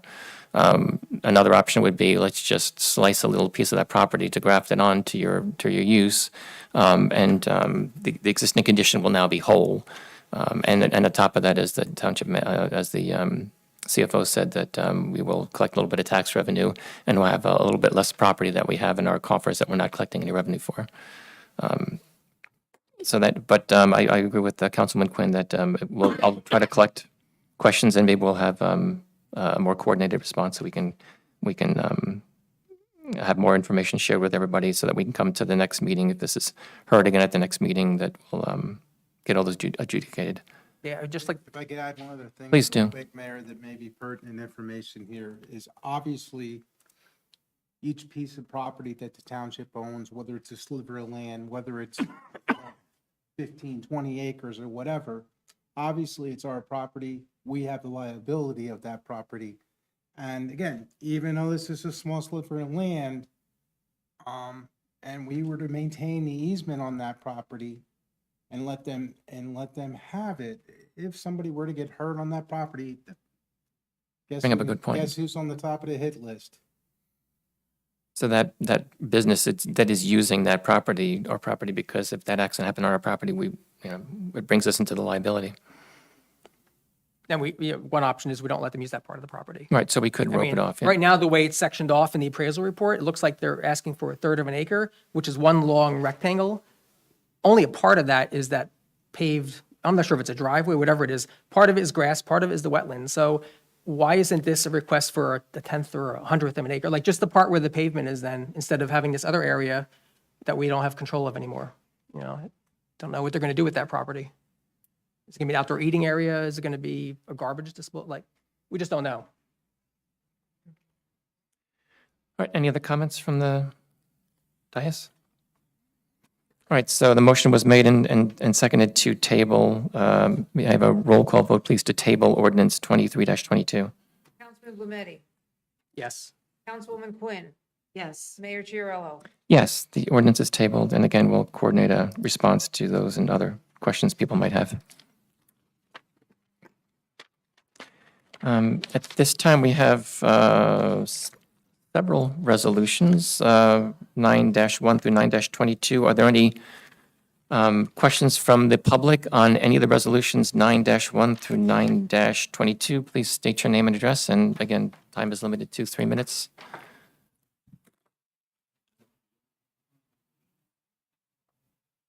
I would like to carve out 9-4. Okay. Go ahead. Mike Devine, Oak Parkway. I had just a comment to make about 9-4, I guess. That's $100,000. I know that, and first of all, if I'm allowed to say it, I appreciate your offer, Councilwoman Quinn, and I definitely plan to follow up this time. Great. I have some other comments. Hopefully I get 3 minutes later, but on 9-4, I don't want to rehash everything, but having been in the midst of the zoning board meeting when we tried to challenge the characterization of the warehouse as an intermodal transfer point versus a conventional warehouse, we went around and around with the planning board, as you think you remember, literally told by planning board council, this is zoning board province, go talk to them. I was at the meeting where we tried to talk to the zoning board, we basically thrown out the door.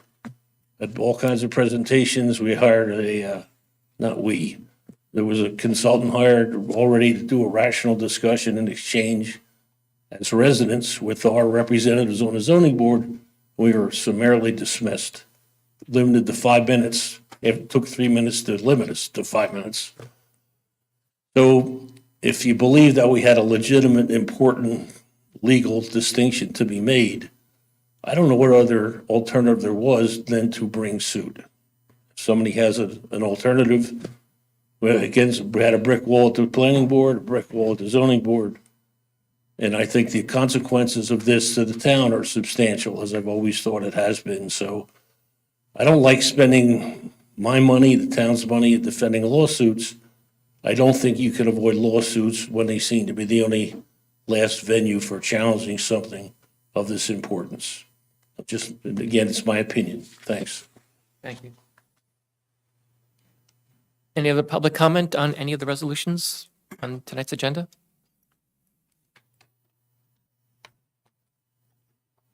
Kathy Ebbinghaus, Scudder's Road. The question I have is around the amount of money being that's part of this ordinance, $100,000. Resolution 9-4. Sorry, yeah, sorry. Continuing, Mr. Devine, his comments. What will this money be used for, and to whom will it be paid to? I'll To defer. elaborate more on what what the ordinance states about litigation?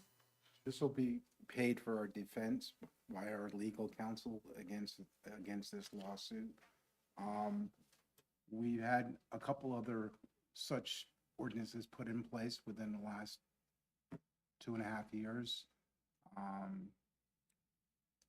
Both of the prior ordinances were 60,000 each for 2 separate suits, and most of that money was ate up by the legal defense. And paid to whom? The attorney who was defending us for either one of these suits. And who is that? I believe most of it was our planning board attorney that was defending us against the prior claims. Tom Collins? Tom Collins, yes. It's zoning as well. So both boards were sued originally, the zoning board and the planning board. So both of those boards have legal counsel. And then the second suit that came in, that is now, I believe, strictly at planning. So it would be both attorneys. It would be the planning board attorney and it would be the zoning board attorney. The zoning board attorney? Glenn Keynes. And So that's, basically, if the suit were to go away and it didn't cost us anything, this ordinance would be canceled and turned back to surplus. okay, but what you were just speaking of, $60,000 previous, What is not was in this used. ordinance, right? That was, there are 2 separate amounts prior to this ordinance. Okay, so but for 9-4, $100,000 is to be paid to whom? In It the would be defense? paid for the legal defense of this particular case as it goes down the road. And that's just the planning board attorney? No, it's planning and zoning. Planning, or if they hire any other professionals in that would represent us on that, whether it be engineering or planners or anything like that. I mean, this is for our defense on that case. This is the most recent case. This is this second lawsuit that was filed just against the planning board. Just against the planning board. So I just heard two different things, I believe. Let No, me I think restate. the original ones were for the other lawsuits that had happened prior, Right. where there were both defenses. Ms. Quinn, you were referring to both. Okay. Can Ms. Quinn clarify her comments because they seem to be at odds with what you said? What's that? Okay. I'm trying to clarify to make sure. So Yeah. my understanding, I'll just say that, my understanding of this money is that it sits in an umbrella, and I apologize, before I speak, I want to make sure that I'm saying it right. My understanding of this is this money is being set aside and put in like kind of an account so that depending on where these funds need to go to defend us against these lawsuits, we will pull it out of there. So that and to Sam's point, we've done this before. If we're facing something and we say, okay, you know what, we're going to put it there. What I did want to clarify is that the money will be put back. So should we not need all $100,000 of it, say we only need $40,000 or 20 or 70 or 80, whatever it is, the remainder does get put back. So the amount needed is unknown at this time? The amount, what we're doing right now is based on estimates, allotting X amount of money to defend the boards against these lawsuits. And those estimates are sorry. provided by the professionals? What? Those estimates are I'm sorry, provided by the Came from professionals? the CFO. Right now, we don't know what we don't know, and so we've allocated at this point $100,000, and for what we who's giving expect the to them, sorry, estimates? if we can respect our time limit. So we've allocated $100,000 for the defense of the town, as we said. We don't know what the charges are going to be, but that's our rough guesstimate at the time, with a little overage for what we think, with a little buffer, and if it comes in under, we'll absorb the difference. Are these only for 2023, this money? Because it seems to refer to 2023. It's It will be used Okay. going forward. any monies that are in this year's budget are actually held over until December 31st of next year. So All they'll right, thank apply you. to If we 2024 as well? We can continue, no, thank you. And also, I could do a separate resolution if need to be to reserve those monies in a fund just for this case. But that would be, anything like that would be done by resolution so that it's out there and shows exactly what we're doing with the money. Okay, thank you. Mark Scott, 9 Pueblo Parkway. I believe this monies are really allocated for Elise Hubbard, isn't that correct? She is the special counsel defending the zoning board on this lawsuit? I'm not sure who the council is. Okay, by the way, to be, full disclosure, I am a member of the zoning board. Elise may be conflict counsel. She is. Standing in for Keynes. So Glenn Keynes is the regular attorney for Correct. zoning. And if Elise is the conflict counsel, then yes, then this money would cover, it's the legal expenses for each board to defend each board against, and the township against the lawsuits. Great. So what Mr. Rome is saying is that if we were to settle those cases, that money would go back into the Sparta budget. And we would save that money. So that means that, I think the suit is about the fact that Mr. Dash wanted to be heard by the previous zoning board. And he never was heard, so he sued. But if we drop the case, then he could be heard. And then the zoning board could do their job, defending the people of Sparta or making decisions in the people in Sparta in a major thing, the biggest decision to be made in this town in over 100 years since Lake Mohawk was voted on. Is it a warehouse? Is it a trucking terminal? And then the zoning board would be doing their job. We wouldn't have a lawsuit, and we'd save the money. Just an opinion. Thank you.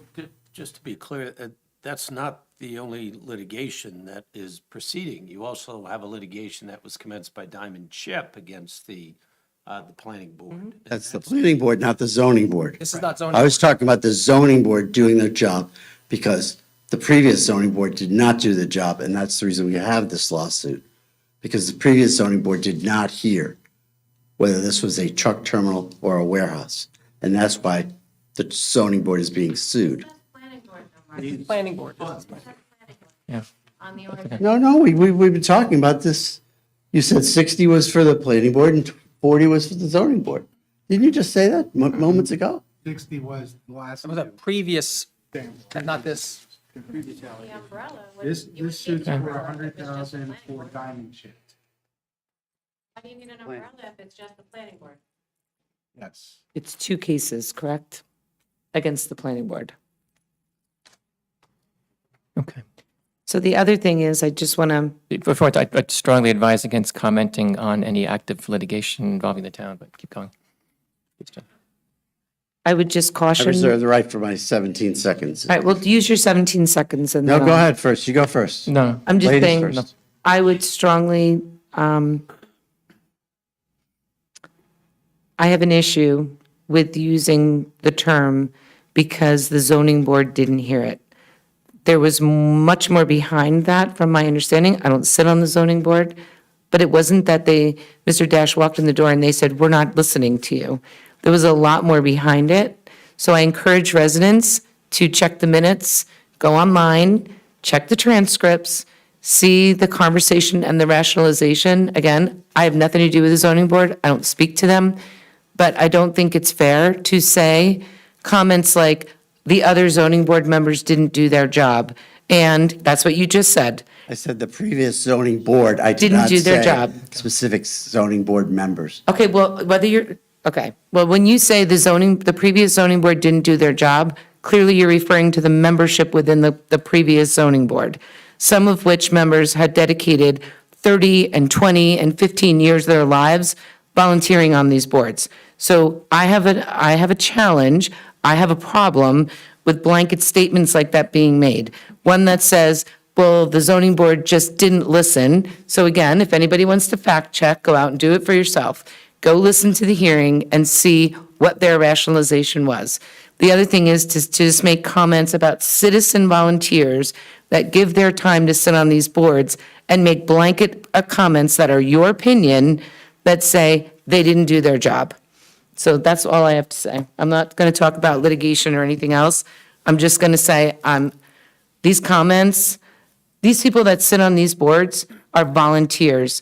They have been, a lot of them, dedicated volunteers to this township for decades. They didn't just swing in because of one event or one application that came in. They've been involved for decades. They've sat here and made decisions and spent their time for decades. It is unfair for anybody to make judgment calls like that, which are character assassinations, and they're not true, and they're not needed. So I'm going to challenge it when they come up, because for those people, of which I'm not even on that board, it's not fair. Thank you for the Any- character assassination. Thank you very much. Any other comments from the public? Rob Otto, 41 North Shore Trail, to 9-4. I don't know how I can follow that up because it's going to be seen as an attack. But I guess just listening to all this today and looking at the monies that we're allocating with 9-4, I'm disappointed that we were so thoughtful about banning marijuana and giving the state ample time to consider it and pass down guidelines, but we didn't take lessons learned from the surrounding communities and exercise that same caution, putting guardrails, guidelines for mega warehouses, which were surely something that were an obvious concern to surrounding communities. That being said, I totally hear Chris Quinn's point on a lot of the people that get involved are volunteers. A lot of us volunteer on different things in this community, and it's very, very frustrating to have people come out of the woodwork and just pop their heads up and say, "Oh, you didn't do this right," because those people are never here. I know, most of these meetings here or at other areas in the community are poorly attended. So it's not that I don't appreciate the tireless work and sacrifice from volunteers. I do, I get it. I'm one of them, not with, decades and decades of experience, but in my own way. So I'm not asking for an answer. I'm just disappointed because I look at it in comparison to what was said about, marijuana and we wanted to be really careful before we allowed the devil's lettuce into Sparta. But where was that caution with the mega warehouse? I'm just disappointed. And so anyway, thanks. I think if you have any way of knowing, I had at least a minute and a half left. Can you accept that? Sure. Two things to talk about. Councilwoman Quinn, there's probably nobody I know in council who's done more on the ground than you have in your career, so I thank you for that. I never want to accuse you of anything. I do have to disagree with you about the zoning board. I was actually at that meeting. Things happened behind the scenes. I don't know what they were. All I know is at that meeting, Dash and the other people tried and could not even get a full sentence out. Well, they kept saying, no, decisions made, no, we're not listening, get out. And I'm not really exaggerating. So that's what we saw. That's what we don't know what happened behind the scenes, if anything did. The other point, Dean, when you talked about, I probably can't ask this question, but I'm going to ask it anyway. First of all, if I offended you with the word manipulation, I apologize. That was probably a poor choice of words. Maybe a better way to phrase it was rigorous attention to bureaucratic detail that could have been avoided. Let me put it that way, if that makes sense to you. Okay. I thought I heard you say you can't extend the time and you can't reopen it or whatever, but then I heard later on it sounded like you said we did extend it. Okay. Meaning the time for people to Last comment, I think tonight we're seeing the first instance of where this 3-minute rule is interfering with continuity of dialogue. Now, if that's my opinion, I think it's unfortunate. I'm trying to remember things I want to talk about at the next open period if I have the opportunity. It's going to be a loss of continuity. It's going to be difficult to do. Okay. I'd comment on that. As I mentioned before, it's hard to say that dialogue is bad because there's always dialogue is good. But the nature of this meeting is for us to conduct business and update our laws and pass resolutions to tweak the policy in our town. And the public comment period is meant for the public to weigh in on, this is what I feel about this issue, and this is what I feel about that issue. You're about to pass Resolution 27.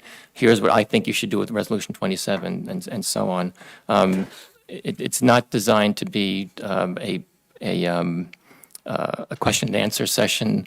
And for those reasons, that's why we opened up our monthly Council Connect session. We can have a longer, more detailed conversation with people that want to get into details.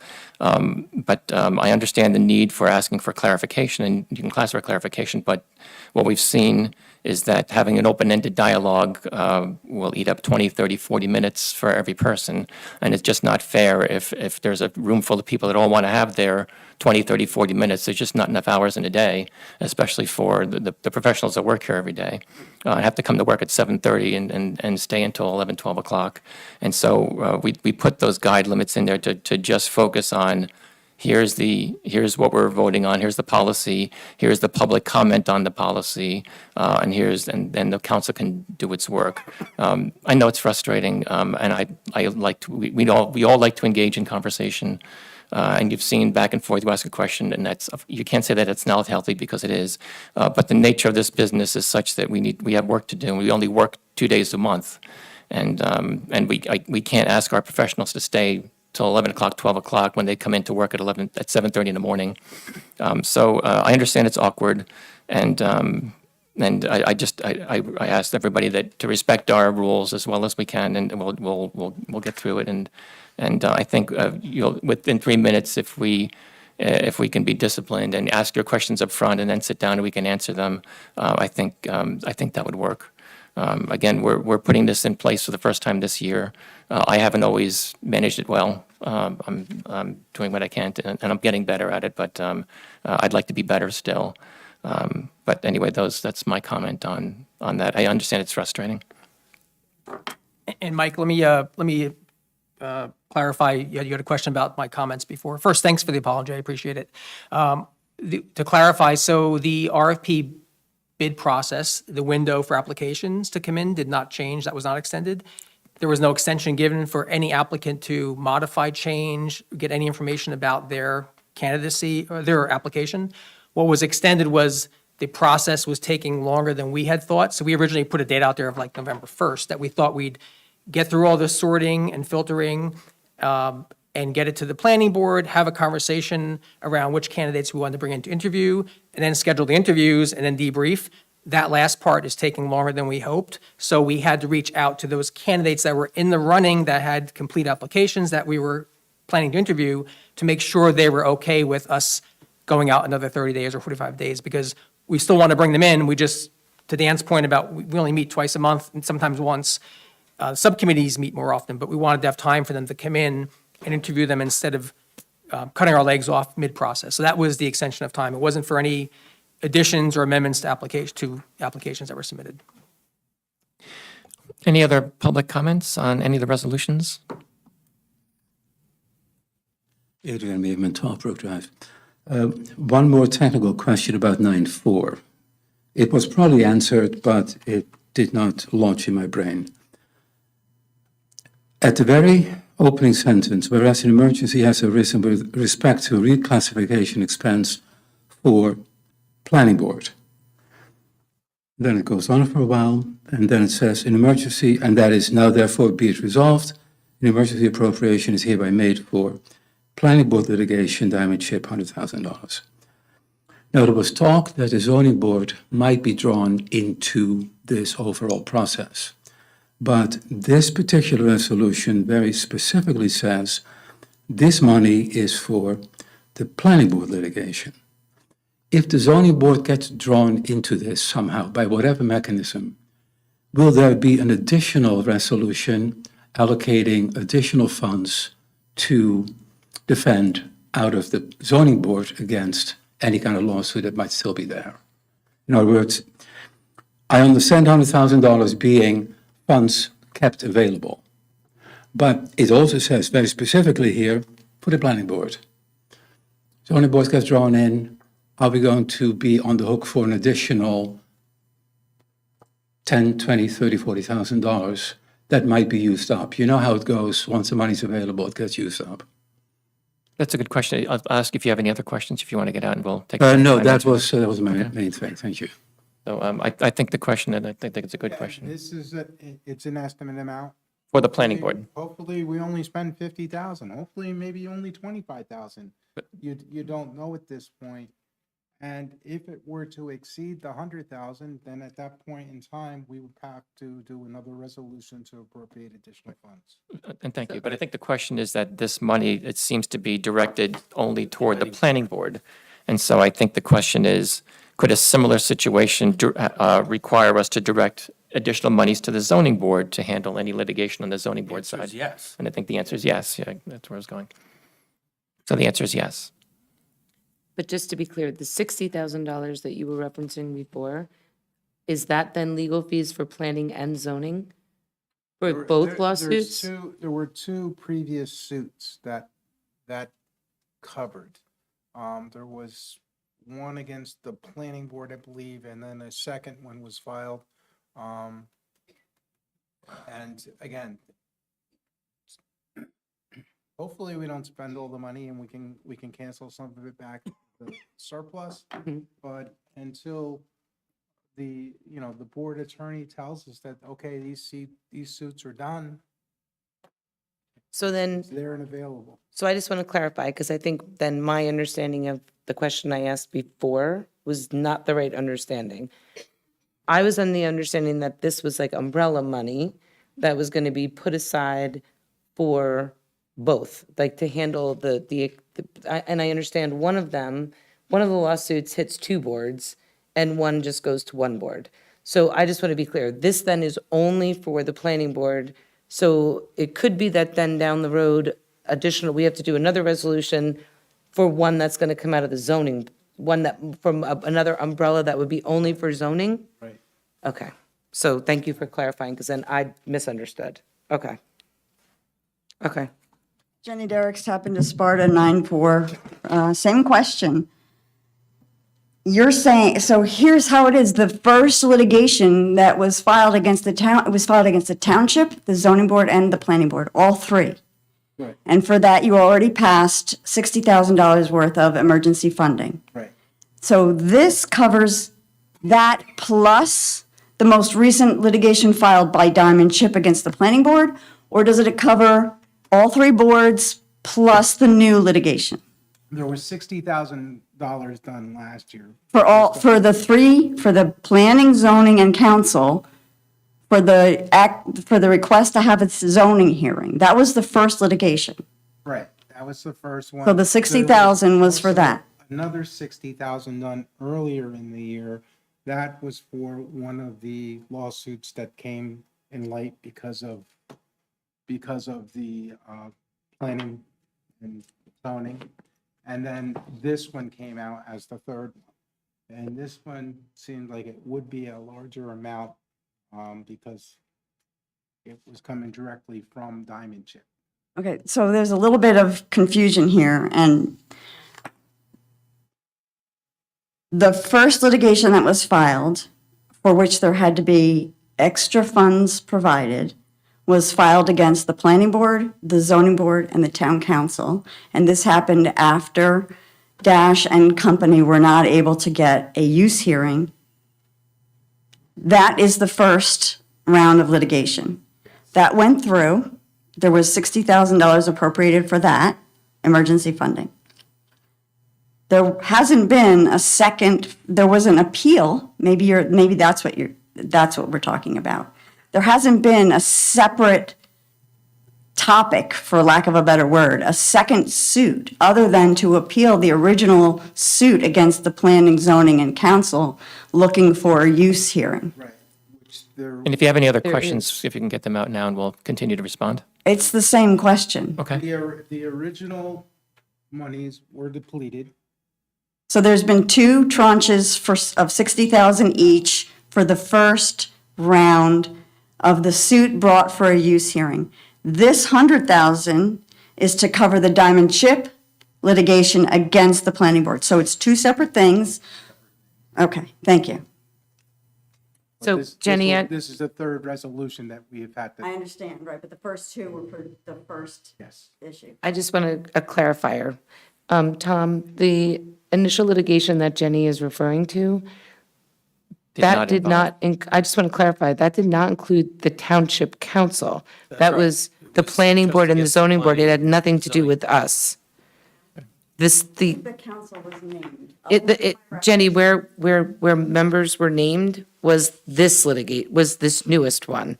So where they're talking about the nominations that were made and the placements that were put on. But the very first one did not have the town, my understanding, and Tom, Yeah, it you did have to not include remember, the council. there are named parties, and then there are individuals or entities that are mentioned in the body of a lawsuit. The Township of Sparta was not a named party in the first litigation, nor is it a named party in the second litigation. And in fact, there are no individuals named in the Diamond Chip litigation. It's solely and exclusively named against the planning board. Any other questions from the public on any of the resolutions? Right. So, Seeing- Mayor, I had originally asked that we carve out 9.4, but I think next- we've discussed that to the point where I'm ready to put it back in. So I don't think we any longer need to carve that out unless another member of council does. I'm confident with the answers and the discussion that we've had that it could be included with the rest for adoption. Thank you. Bringing it back to the dais, does anybody have any requests to carve out any of the resolutions for a separate vote? I have questions or comments on 8 of them. Okay. I'd like to carve out, I presume then. I'm sorry, 9-8 or 8 separate resolutions? Okay, so I guess one way to do it is you can ask your questions, and then after your answers, you can then say, given my answers, I would like to carve out, or do you want to carve them out now? And let's carve them out now. So which ones do you want to carve out? 9.2, Okay, 9.11, okay, 9.14,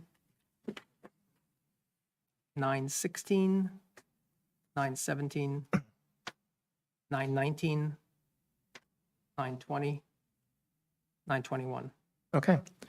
Let's take them in order. May I have a motion to approve Resolution 9-1? So moved? Thank you. May I have a second? Second. Any comment or questions? I'm going to assume none, unless, okay, let me, any other resolutions we want to carve out for questions? None from me, and you said Councilwoman Quinn, I'm not from fine, you? thank you. Okay, so I'm going to assume there are no other questions other than the ones we just carved out. So all those in favor of adopting Resolution 9-1, say aye. Aye. Aye. Any opposed or abstain? All right, Resolution 9-1 is in the books. Resolution 9-2, may I have a motion to approve Resolution 9-, or any comments on Wanted to- Resolution 9-2? Yeah, so comment, just, this is a resolution authorizing the exclusion of the Glen Lake assessment to, eyeballing it like a dozen properties. So I was just curious, I know we went through a lot of conversation and work earlier this year around the Glen Lake assessment, and which properties, which ones were not. I'm just curious at this point why this resolution is coming up here with this many, looks like a dozen or so properties and reasonably significant amount of money that's being excluded from the assessment. So I just wanted to ask for clarification on what this means. Basically, these are the properties that were excluded from the reassessment of Glen Lake. At which time, most of these were paid, some were paid in full. The state directed us that we had to refund the money, or the court, we had to refund the money to these properties. So that was part of the process of getting the assessment back in order, where we can actually start receiving money and paying the payments to the state. So these are all properties that were excluded from the litigation, and we refunded all that money back to these property owners. So Dean, the original settlement found all of these properties. Then the judge challenged it. We came back. We reconvened the council. You know that. We brought everyone back. So I think, Sam, if I understand what you're saying correctly, in the second round through, when people got the first round notices, a lot of them just paid it.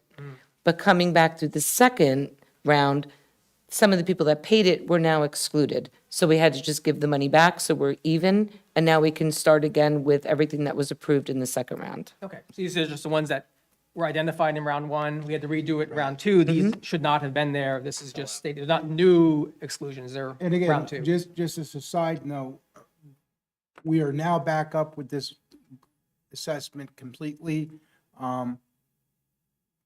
And when the state told us that we could no longer collect the money, we obviously didn't want to send any money to the state at that time. So that took up about 3 years' worth of payments, which once we refunded the money to the people that they said we had to refund the money to, we still had sufficient funds to bring the state loan payments back up to date. So we are completely 100% where we should be on the assessment. Oh, great. Okay, thanks. Any other comments on 9-2? I move that we approve 9-2. I'll second. All those in favor, say aye. Aye. Aye. Any opposed or abstain? All right, 9-2 is in the books. May I have a motion to approve resolutions 9-3 through 9-10? So moved. Thank you. May I have a second? Second. Any comments or questions? All those in favor say aye. Aye. Any opposed or abstain? Those resolutions are also now in the books. Questions on resolution 9-11? So 911 is authorizing the township manager to sign treatment works approval applications and consents. I just wanted to understand, is this limited to residential property and property owners, or is it also commercial property, so developments, large-scale developments as well?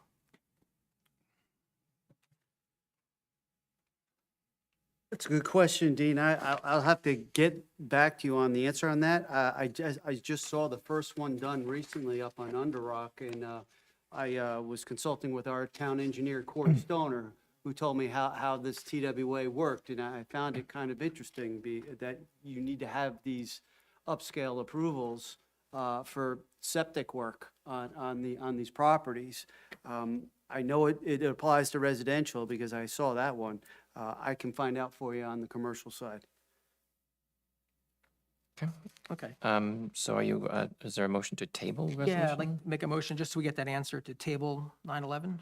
Is it time sensitive for any reason? But this says that you're looking at the reports that are coming back in through the TWA, the New Jersey Department of Environmental Protection, the county and whatnot. So you're not authorizing them, you're just signing off. What you're doing, you are not generating these reports, you are not sending these reports forward.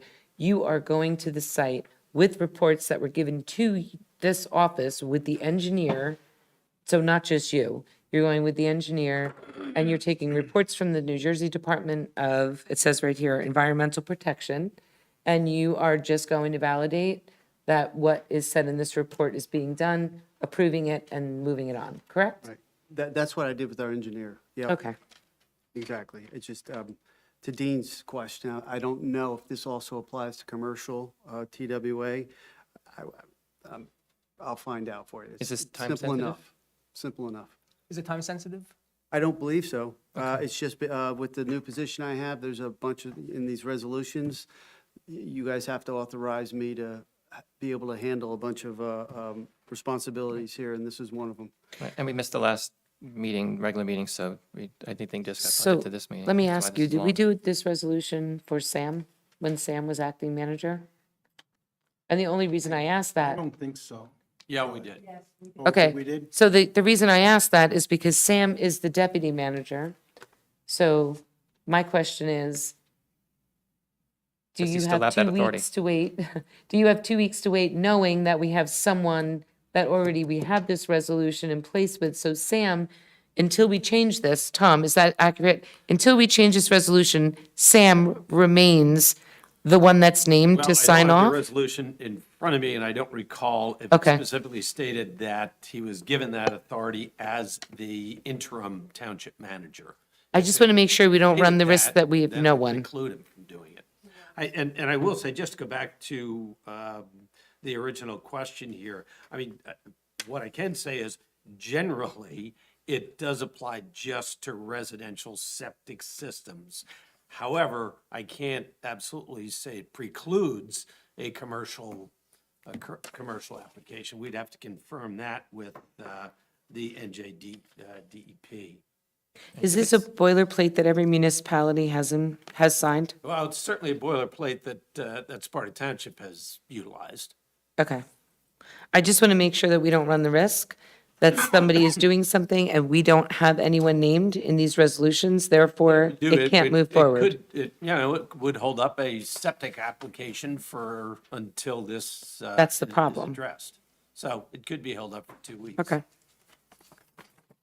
So Jim, did you say you did one recently, or somebody did one in the last couple I weeks? saw one done by our engineer Okay, recently on Under Rock, where we had to get approval for the TWA, and that's where I first learned about it.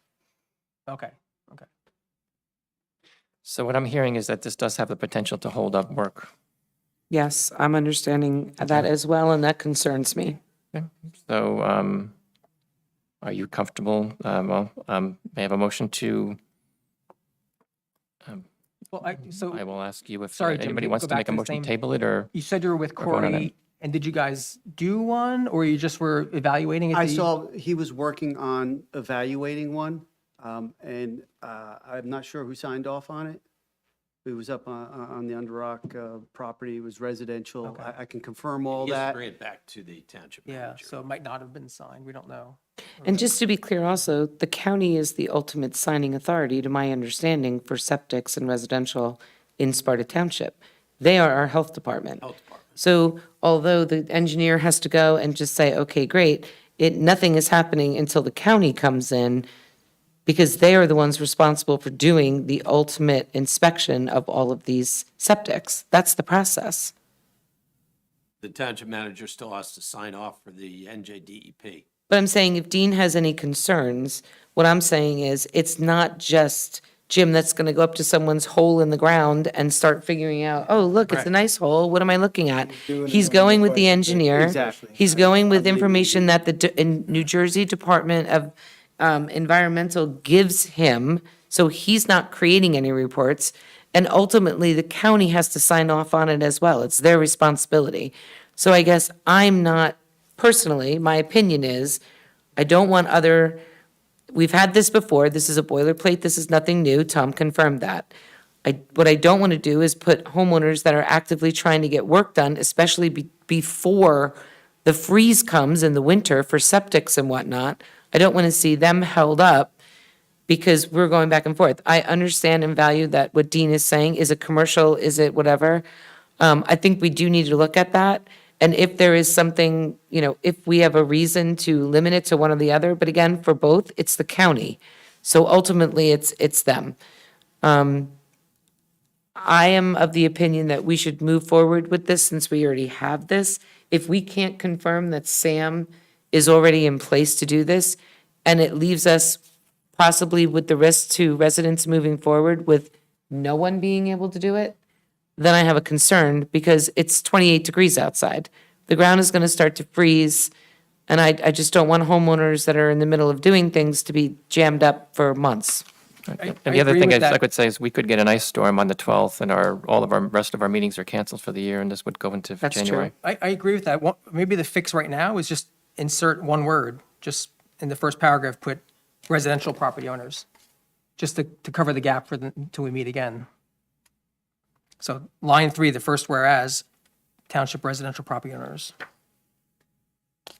So are you making a motion to amend resolution 9-1 to insert a residential, in what exact one line? Yeah, so It's So the now same therefore it be process. resolved that the It'd be the Township second. Council of the Township of Sparta is hereby authorized to act as an agent signed on behalf of the related documents. Well, I'm sure we have businesses that are doing work as well. And it's the same process, my understanding, and if it's not, someone Yeah, I enlighten don't, me. you know, It's the the same same exact problem would process apply that's even if it's a happening residence or a for commercial. commercial and for business. So still, it's the county's ultimate responsibility. The information's coming in from the New Jersey Department of the Environmental. The engineer is the one that's going out there and reviewing it with Jim. All Jim is doing is saying, okay, the engineer told me that this meets with the specs. Jim signs it, and then it goes to the county, then the county's got to go through and do the ultimate inspection. Jim, based on what you've seen in the last few weeks with Corey, are you comfortable with that? I am, and Councilwoman Quinn really that is how it works. So, Okay, I'm fine going forward. So I move that we adopt Resolution 9-11. Thank you. May I have a second? I'll second. All those in favor say aye. Aye. Aye. Any opposed or abstain? Right, 9-11, we knock that down. May I have a motion to approve resolutions 9-12 and 9-13? So moved. Thank you. May I have a second? Second. All those in favor say aye. Aye. Aye. Any opposed or abstain? Resolutions 9-13 and 9-12 and 9-13 are in the books.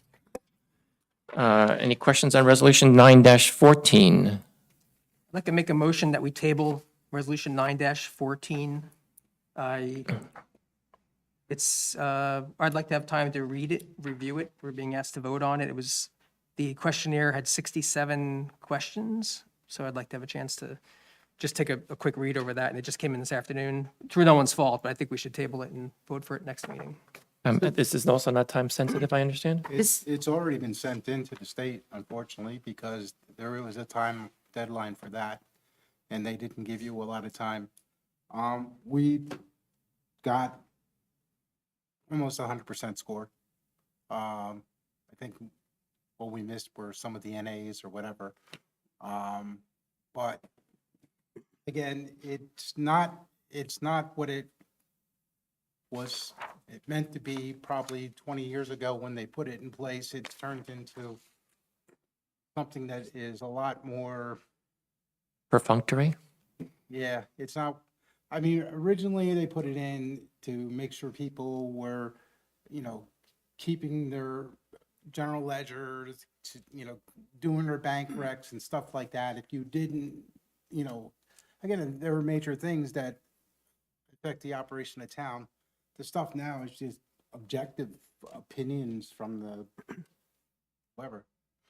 And it's a lot of the stuff is not applicable or whatever. I can get a copy to the council for the next meeting, just so you can see it and read it, but I already sent them out to you all. You have them in your emails. Okay. like I say, most of those questions really, it doesn't get into the heart of running a town.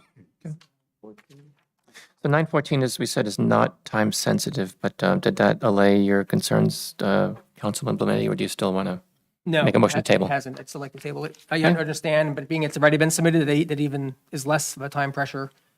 Okay. So if we're going to vote on it, be asked to agree with it, I just would like to read it. Okay. I will second your motion to table it. All those in favor to table it, say aye. Aye. Wait a minute, didn't it already go in?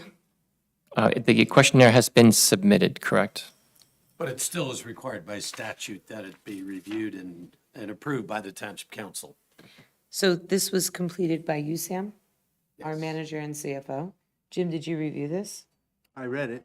And are you on board with everything that was submitted there? Yes. Chief, was there any sections in this that pertain to the police department? I am unaware No. of this. Okay. So if we're waiting, we're just waiting for what? We can't make changes to what went in.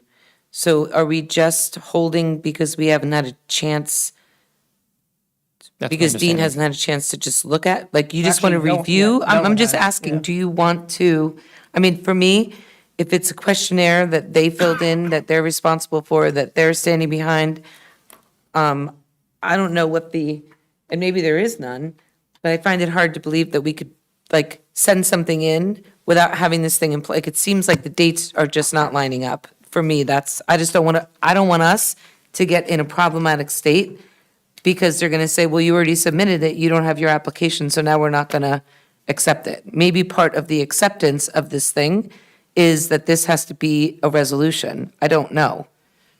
I don't know. I don't know what the answer to that I is. don't either. But yeah, this is saying that we've all reviewed it and we're satisfied all requirements have been met. So And you're authorizing. authorizing it. So. Okay, so I let's trust hold everyone, on. but I'm not going to vote on this or vote yes. So for we're this just ordinance. gonna, Jim said he sent it to us, so we'll agree to table this to the December 10th. Yeah. Correct. Is it the Yeah. 10th, the December 10th meeting? Correct. Yep. Okay, just to make sure we put a date on it, so it doesn't end up. Okay, then I will agree to table it. Okay. And I had held a vote before you had a comment. I apologize. That's okay. So I think we all just agreed to table this, so 9-14 will be tabled till the next council meeting, which is scheduled for December 10 or 12? 12. All right, thank you. I'm going to package 9-15, 9-18, and 9-22. May I have a motion to approve those resolutions, 9-15, 9-18, and 9-22? So moved? Thank you. May I have a second? Second. All those, any comments or questions? All those in favor, say aye. Aye. Any opposed or abstain? All right, consider those approved. 9-16. So- Questions? 916, just the comments. This is the resolution authorizing the purchase of treated rock salt for the DPW. And I did notice, and I wanted to thank Jim for this, or DPW, for going back and getting a much better price. So I wanted to find out, because it was 116 a ton originally, and this is like 91. So I was very happy to see this, and I guess it's because we went to a different co-op, but I just wanted to thank you, and not Exactly. sure. That's Okay. exactly what happened. We went through, because we belong in all the co-ops that we're eligible for, and we shop around. They didn't make the award yet when we had awarded the original one. So now, the second one will be a secondary backup. But we got a much better price, and I was happy with that myself, so. Okay. And again, with any materials as, important as road grits and salts, especially in the wintertime, you want to have as many opportunities out there as possible, because there's been times where you couldn't get stuff. Yeah, we're in good shape now. Now, have we executed under this price, or this is for the next one? No, we've executed this price. Okay, okay. Excellent. So I know I've poked you a couple times on this, so I just wanted to thank you for it. Yeah, no. Just to be fair. I was glad I could present it to you. That's all I had. Okay, can I have a motion to accept approve resolution 9-16? I make the motion to accept 916. Thank you. May I have a second? I'll second. Any other comments? All those in favor say aye. Aye. Aye. Any abstained or objection? That resolution 916 is passed. Resolution 9-17. So, 917, this is a resolution approving an MSA, Master Services Agreement, between Off-Duty Management, Inc. And I was just curious what the purpose of this is, what it's for. It references off-duty officer outside employment management services. Just kind of curious what this is for and how much is I could explain that. expected. Okay. So Off-Duty Management is a a software vendor company. Oftentimes you see police officers directing traffic for contractors. That's what off-duty employment means for police officers, and that's what it refers to. What this company does is it manages those jobs and coordinates with the contractors to have officers work those jobs. Right now, we have several of our officers who manage this jobs, and it's a very time-consuming task. So these officers, instead of doing other tasks that they should be doing, are managing these jobs. They are billing these companies, the contractors, and collecting payment for the job that is completed. This company does all the scheduling. There's an app that the officers will have. They'll be notified when there is a off-duty job that is open up, and they could put in for a bid for it to go work that. The rate is set by township ordinance on what it is for the officer's salary. So this vendor collects the money and pays the township on a weekly basis. Right now, a lot of times we have to chase down contractors. The benefit to this software company is they actually give us more insurance. I believe I could run it down for you. There's an additional $1 million general liability for each occurrence. There is another employer's liability for $1 million per occurrence, an additional umbrella liability for $10 million, and an auto liability for $1 million. So we're getting free insurance on this. This software company costs the town nothing. They bill the contractors an hourly rate. If you're wondering if other departments do, yes, it's widely used across the state just for some of the local things. And they may not all use the same company. There are different ones out there. Vernon, Franklin, and I believe Newton, Hapakon, Wharton, Jefferson, just some of the surrounding areas use software companies like this. Additionally, this software vendor gives us a mapping software, which could be used for purposes such as large-scale incidents, such as the fireworks detail, different parades. We could use it on any kind of major incident where OEM is required. And what that would do is we could actually map our resources as to where these individuals are and clock them in and out for time purposes if we're going to try to recover any money from FEMA or any recovery costs. And plus, on the other side of it too, it also alleviates, obviously, the chief and his officers were taking the jobs in, scheduling the jobs out, but the money was coming upstairs. The finance department's been keeping all the Excel spreadsheets, which we no longer will have to do. That's great. It's a lot, it's free for us, and it frees up our officers and obviously the finance department on these things, and they get paid quicker. Yep, sounds So good. hopefully that helps. Yeah, very much, thanks. Yep. Any other questions on 9-16? 17, I knew that. I move that we approve 9-17. Thank you. May I have a second? I'll second. All those in favor say aye. Aye. Aye. Any opposed or abstain? 9-17 is approved. 9-19, any questions? Yeah, so 9-19, I wanted to offer some comments on this, being this was initiated and recommended by the Environmental Commission. So this is a resolution supporting the continuation of the New Jersey corporate business tax at the 2023 rates, and not increasing or decreasing it, to fund critical open space, farmland, historic preservation, and hazardous site cleanup. So just for context, this is a tax that goes to companies with net profits over $1 million. In general, they bring in about $1 billion. I believe a decent chunk goes to NJ Transit and other purposes. 60 million goes to green space, environment, farmland preservation, hazardous site cleanups. There is a proposal on the table to remove this in 2024. So there would be $60 million cut out for those purposes. This started back in 2014 when New Jersey voters approved amending the New Jersey Constitution to provide these funds and funding for open space, again, farmland, historic preservation, by dedicating a portion of this corporate business tax, CBT, to those programs. So basically, this resolution is, I guess, stating our support as a council and a township for not losing that $60 million. So it's used for, again, for open space, which helps with flooding and storm-related flooding. It can be used and has been used for funding acquisition, preservation, and stewardship of open spaces, and remediation of hazardous sites, brownfields, cleanup of underground tanks, hazardous spills, et cetera. So I think that's kind of what's at stake here, and that's why the Environmental Commission voted to support it and is asking the council to consider supporting this as well. And again, the resolution is asking us to support that the governor and legislature of New Jersey maintain the current 2023 levels of this CBT and provide this continuous funding for these environmental and public health programs, not to raise it, not to lower it, not to get rid of it. So I just wanted to share a little context.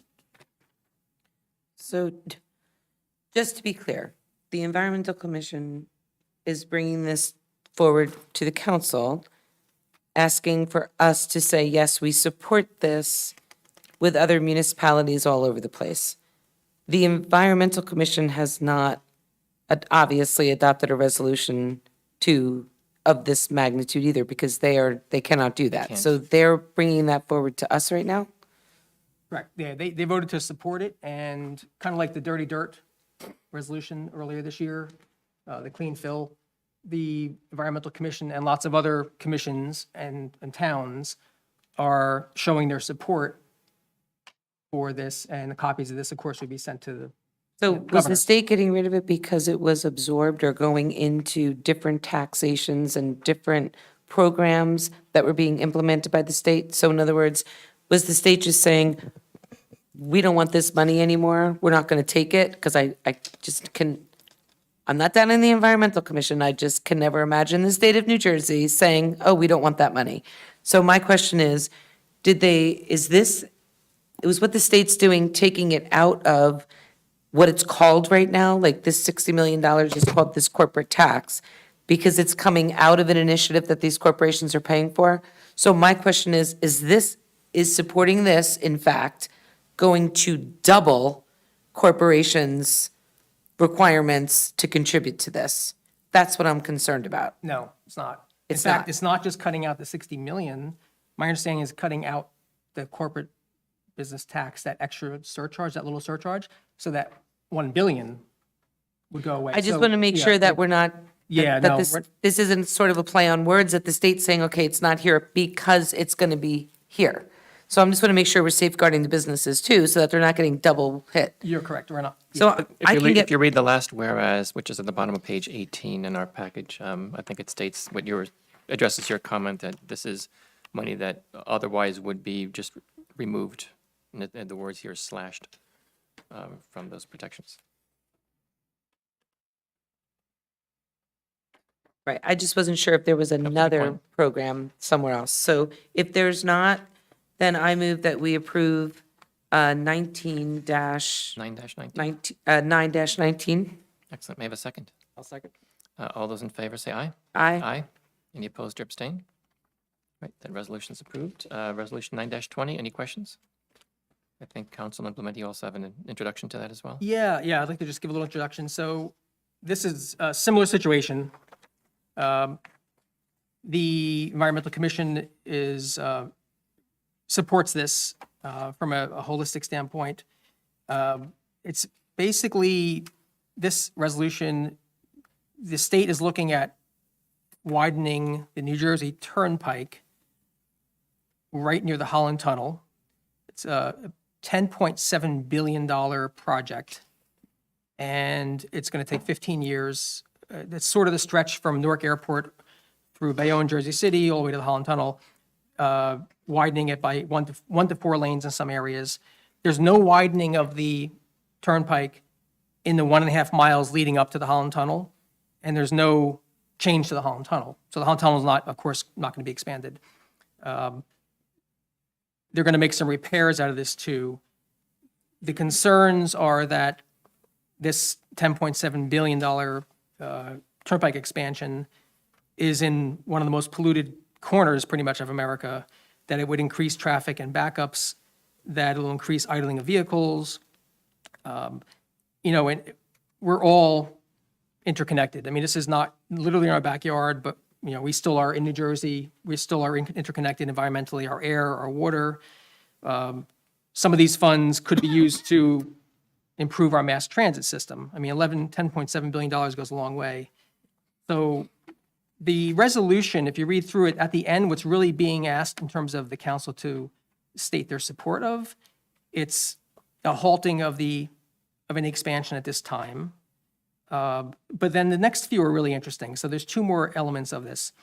One of them is asking us to support that all current and future projects by the Transit Authority undergo an analysis, a comprehensive analysis of climate, economic, public health impacts, and have opportunities for public input, and that projects found to harm communities should be rejected. That seems fairly reasonable and almost expected that there would be that kind of comprehensive analysis.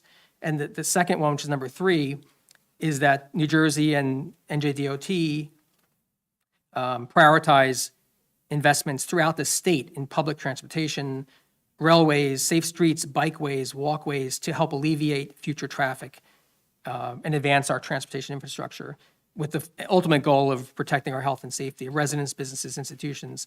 So it's kind of hard to argue some of those aspects. So really, the resolution is asking for those support items. And again, recognizing the interconnection of, we're all breathing the same air and water, and a project of that magnitude, of that duration, is kind of against the principles of, long-term reduction of traffic and pollution and congestion, and that money can be better spent perhaps in our mass transit system. So, if I may, whereas I can get behind 919 because I think that actually affects and could affect Sparta Township, it's called the Sparta Township Environmental Commission.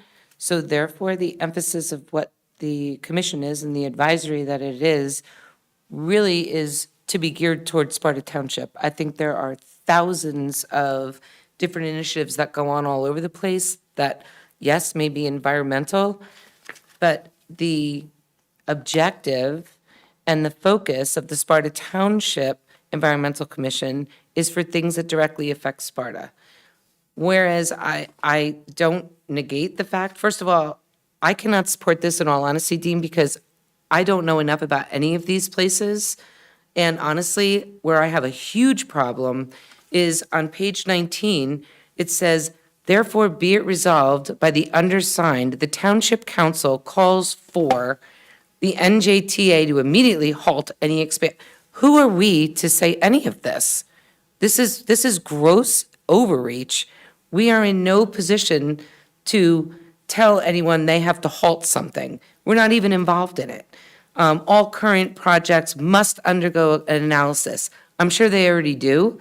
We are in no position to tell, as it says in number 3, the state of New Jersey and the NJDOT to incentivize, support, and prioritize all these investments. We are not involved enough in this situation, in my opinion. This is overreach, and while I appreciate that there are many, many things that go on and your comments that we're all connected, I totally appreciate that. But I think if that is how the Environmental Commission is, what they're going to be looking at, rather than just focusing on Sparta, we could sign literally thousands of these things. And I would prefer to see the resolutions that we are putting forward be those where we can support things that directly affect, therefore the resolution has merit and grit. And I, in good conscience, absolutely cannot sign or get on board with how this is written, that we're going to tell all these organizations what to do, and we're going to mandate that they halt this and do that. I mean, I don't think there's any credibility in us even signing this, because it's fundamentally not factually appropriate that we take any of these actions. So I would just say, if it's coming to us tonight like this, I personally I cannot support this. I just think it's way too overreaching. I think it's way outside of anything that really affects us. I don't agree with what it says right here. Therefore be it resolved by the undersigned, the Township Council, which is us, calls for all these things to happen. We can't call for them to happen because we're in no position to even say that they can't happen. And if they do them anyway, we're not in any position to enforce any consequence. So if you're going to put it forward like this, like unless you want to bring it back, and, again, I think we need to be focusing more on what actually affects Sparta Township than all these other things, because there are so many environmental components. We could literally sign thousands of these things. I would like to make sure that the ones that we sign and the one that this council, the ones that we get behind, rather than just signing things to, whatever, I would rather have them mean something, have some teeth, and be more local, whether it's county level or things that directly affect Sussex County, and stay away from all these other infrastructure projects that aren't here. I don't think us signing this adds any value. So I personally am just saying, my opinion is I cannot support this. I would just add, I understand your opinion, and I think the word calls for is a term to represent supports or recommends. I don't think we're stating, it's only a resolution, it's not an ordinance. I think it's meant to show support and solidarity for a extremely not insignificant change that could affect the environment of northern New Jersey eventually.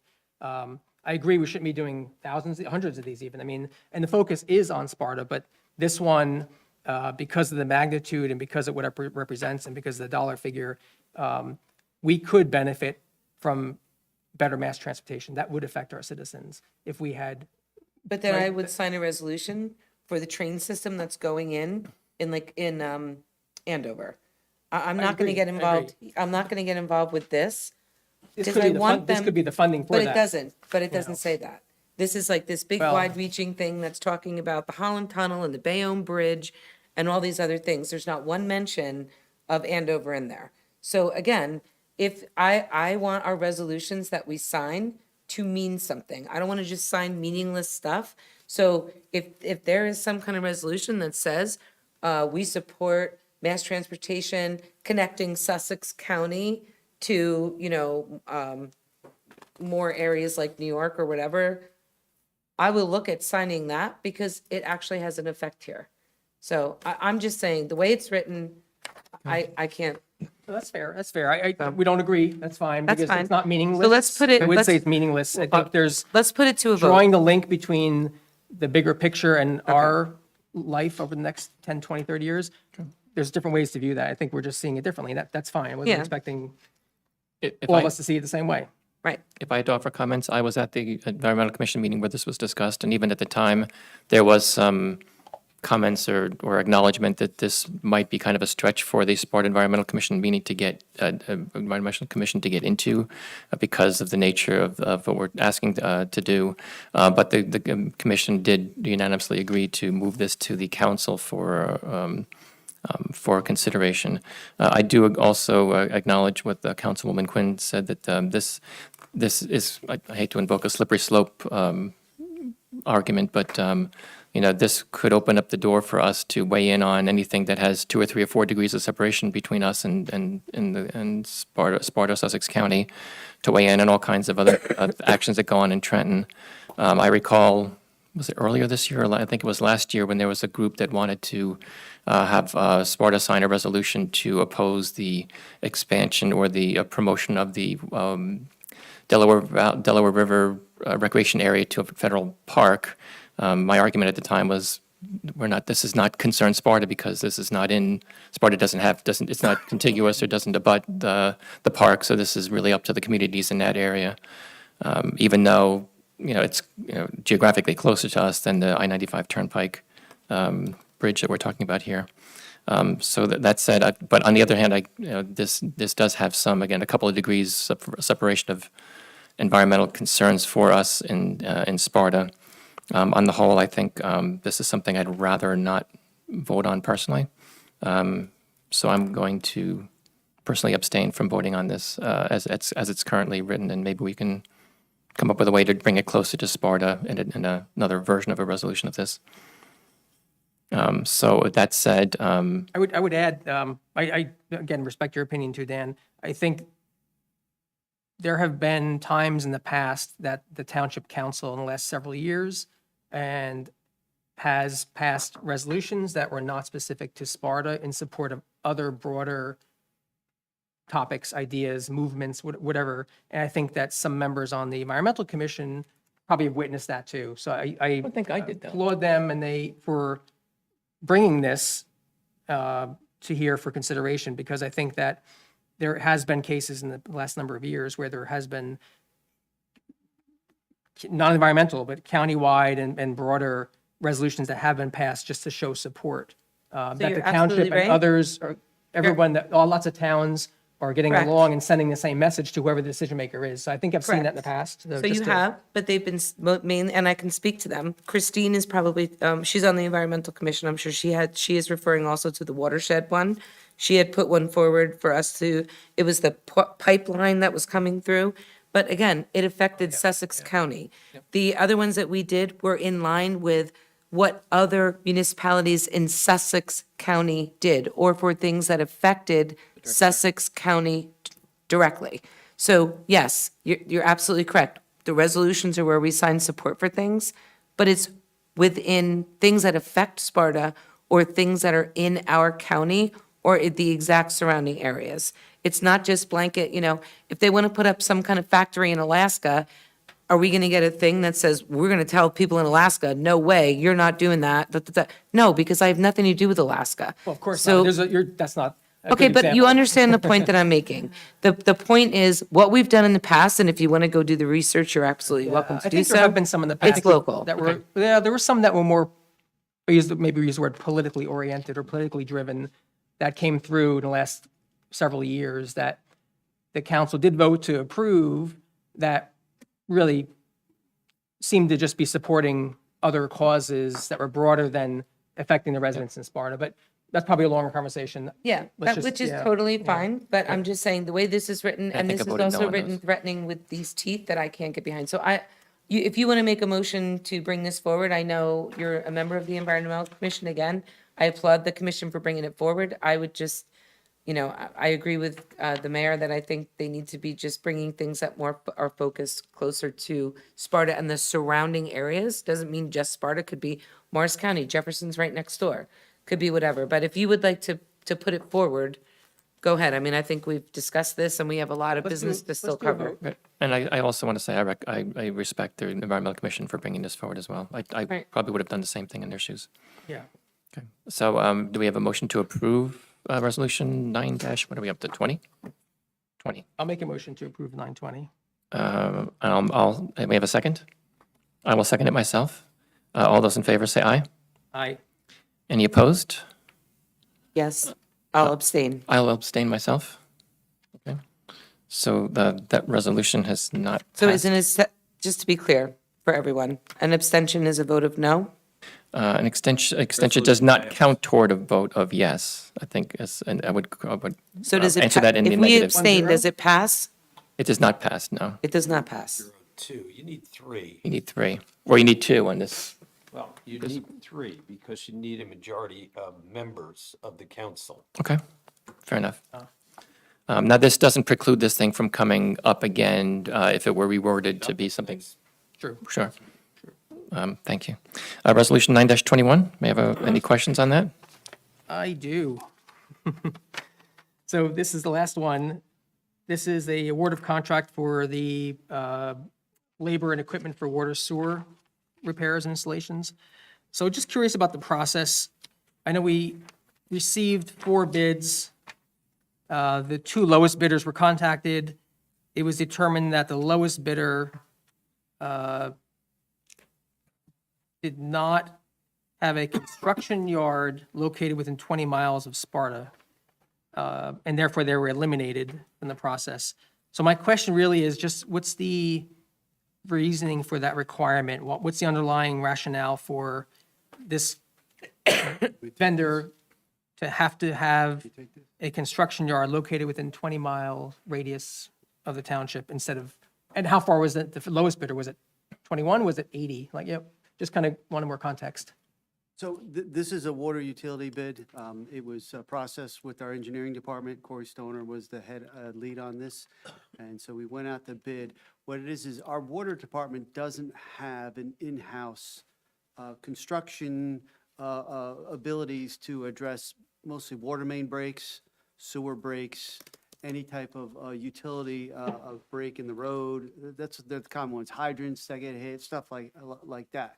So we have the service contract that would address all water-related. The proximity of the vendor is important when it comes to response time.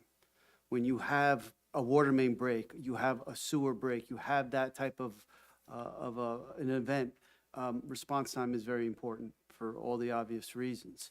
So that's why that is put into the bid spec, that we have a proximity, and the way they put it in was, it was very specific. It's 20 miles on Google Maps. He even cites Google Maps on there, and it was very clear on that.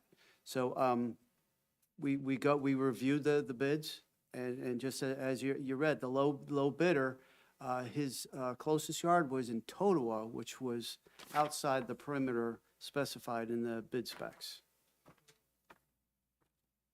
And so we moved on to the next lowest bidder, and he qualified and met all the bid specifications. And That's the current one, right? I think I've seen, yes. right? Veersman Sons, okay. That's the incumbent, or I've seen Right. that name a lot. Okay. Right. Okay. Any other questions? No, that makes sense. Thanks. Thank you. May I have a motion to approve Resolution 9-21? So moved. Thank you. May I have a second? Second. All those in favor say aye. Aye. Aye. Any opposed or abstain? Right, that resolution passed. I think we knocked them all down. At this time, I'm going to take a 5-minute break. So we will convene here at 9:55.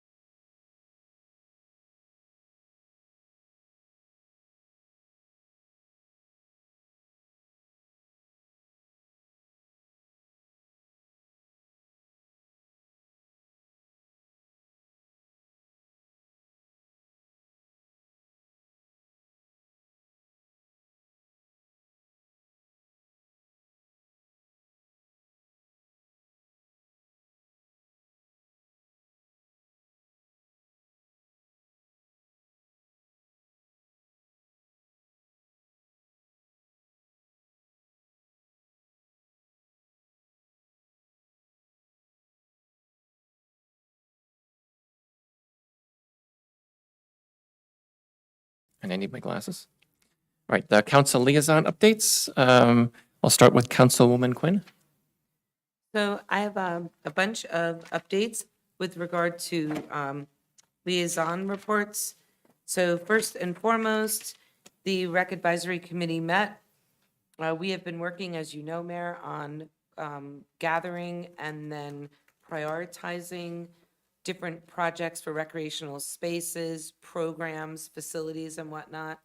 I'm not going to steal anyone's thunder, so I'm not going to say what it is, but I am confident that, I know that Jean is working very hard with Corey and Jim and the Parks Department on putting together an actual proposal that will actually be coming forward to the council. And we could speak to the different things then. So I don't want to report out of turn. I know it's a lot of really exciting, great stuff that I think the residents are really going to appreciate. That's going to have a great impact on quality of life. That will come before the council, and then we will be in a position where we will approve funding for same. But that's outside of what's going on here. So that's an update for that. The Senior Advisory Committee did meet. Unfortunately, I had a work commitment, so I could not attend.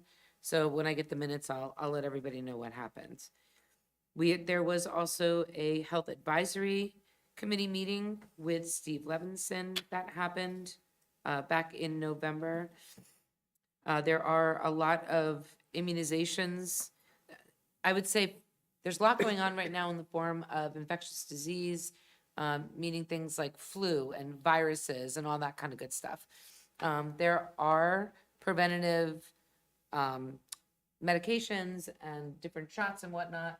The information is all on our health corner on our website. So if anyone has any questions on what's going on or wants to learn more about anything, please check out the health corner at spartanj.net. Salute 07871. Sincere thanks to Kim Bragg, a member of our Salute 07871 family, and Matthew Beck, the superintendent of schools, for working together. Kim did this, she started this tradition a few years back, where we have Veterans Day at Sparta High School. And it includes a Veterans Roundtable, as well as the band, which is on hand with the student body, and they play a medley of military songs. It's really an amazing event. So I want to thank Kim and Matt Beck for working together to get that done again this year. We are getting ready to release Letters with Veterans, a new program to keep our Sparta students in the township connected to our veterans. As you may or may not know, especially around the holidays, veteran suicide on a daily basis is at staggering numbers. But at the holidays, it's even different. We want to make sure we're trying to build all these different connection points. So Amy Hayek has agreed, and we want to thank her, to take on the initiative through Salute 07871 to organize the Letters with Veterans program. We ran that program a couple years back. So thank you to Amy Hayek for that. Sussex County Community College is hosting a suicide awareness session for veterans. That information will be also going out and was shared with Salute 07871 for distribution. And also, if anyone is interested, Christmas tree sales are also now at the VFW. Proceeds from the sale of the Christmas trees goes to the Ralph Rojas Memorial Scholarship Fund. So, and something else that's very important. So that's Salute 07871. I am super excited to be able to come here tonight and talk about a tremendous, or the results of a tremendous amount of work. And before I get into sharing where we are, I do just want to thank everybody on our Sparta Municipal Alliance. It's called the SMART Team, Sparta Municipal Alliance Resource Team. Members are in the room. So Chief McCarrick is here, Jenny Derricks is here. Myself, I'm involved with it as well. We have members from all of the towns in Sparta. So that includes VOTEC, that includes the charter school, Pope John, Reverend Brown.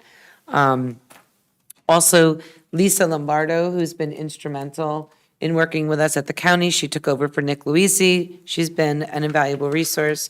Marie Morrow, who I think I've said a couple times here, but it bears mentioning again, who is on our alliance, invaluable to us.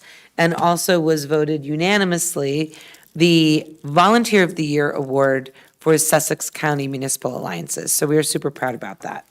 So what do I want to talk to you guys about here tonight? I want to talk to you, we had our budget meeting. I've been talking about a lot of these things, as you know, for a couple months now, and saying we'll have some ideas when the budget fund, when we have our budget meetings and whatnot. So we had it, and I want to share with you the programs that were approved for funding through the Municipal Alliance in 2024.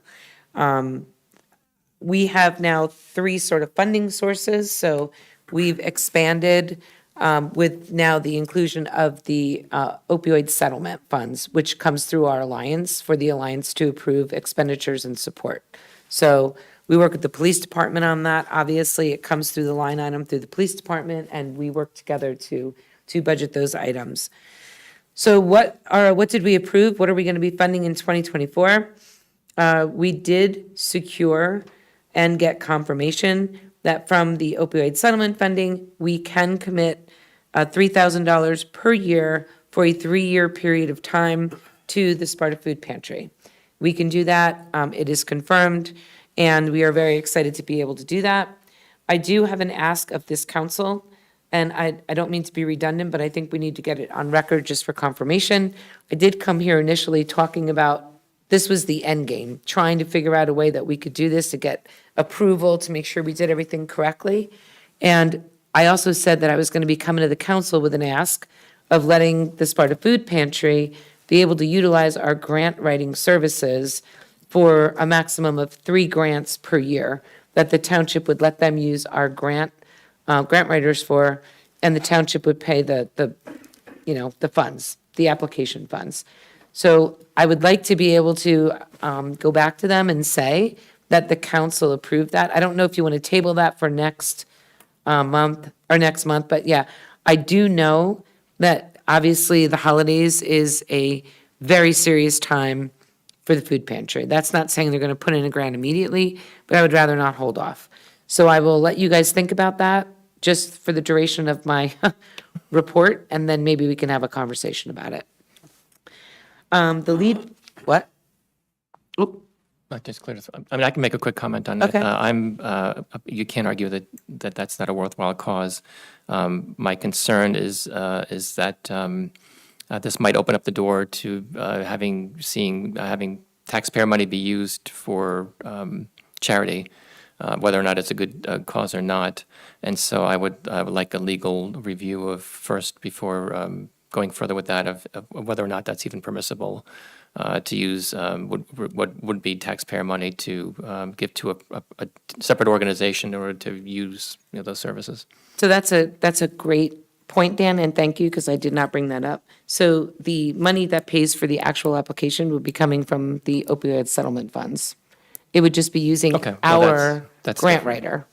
So in other words, they would be, instead of going out and finding another grant writer and getting into another thing, they would be able to use, so let's get clarification from Tom. Yep. But I'd like to move forward with that if we could, so. Understood. That's, Also, our grant writers are on retainer, aren't they, every month anyway? Like, it's not. Yes. Well, we have Yeah, access to so them. We have access to them, so it's not like we have to worry about Correct. paying them extra and having that be seen as, right, okay. that's why I want to make sure, that's why I think it's really good. And if there's an application fee, we will pay for it through the opioid settlement funds.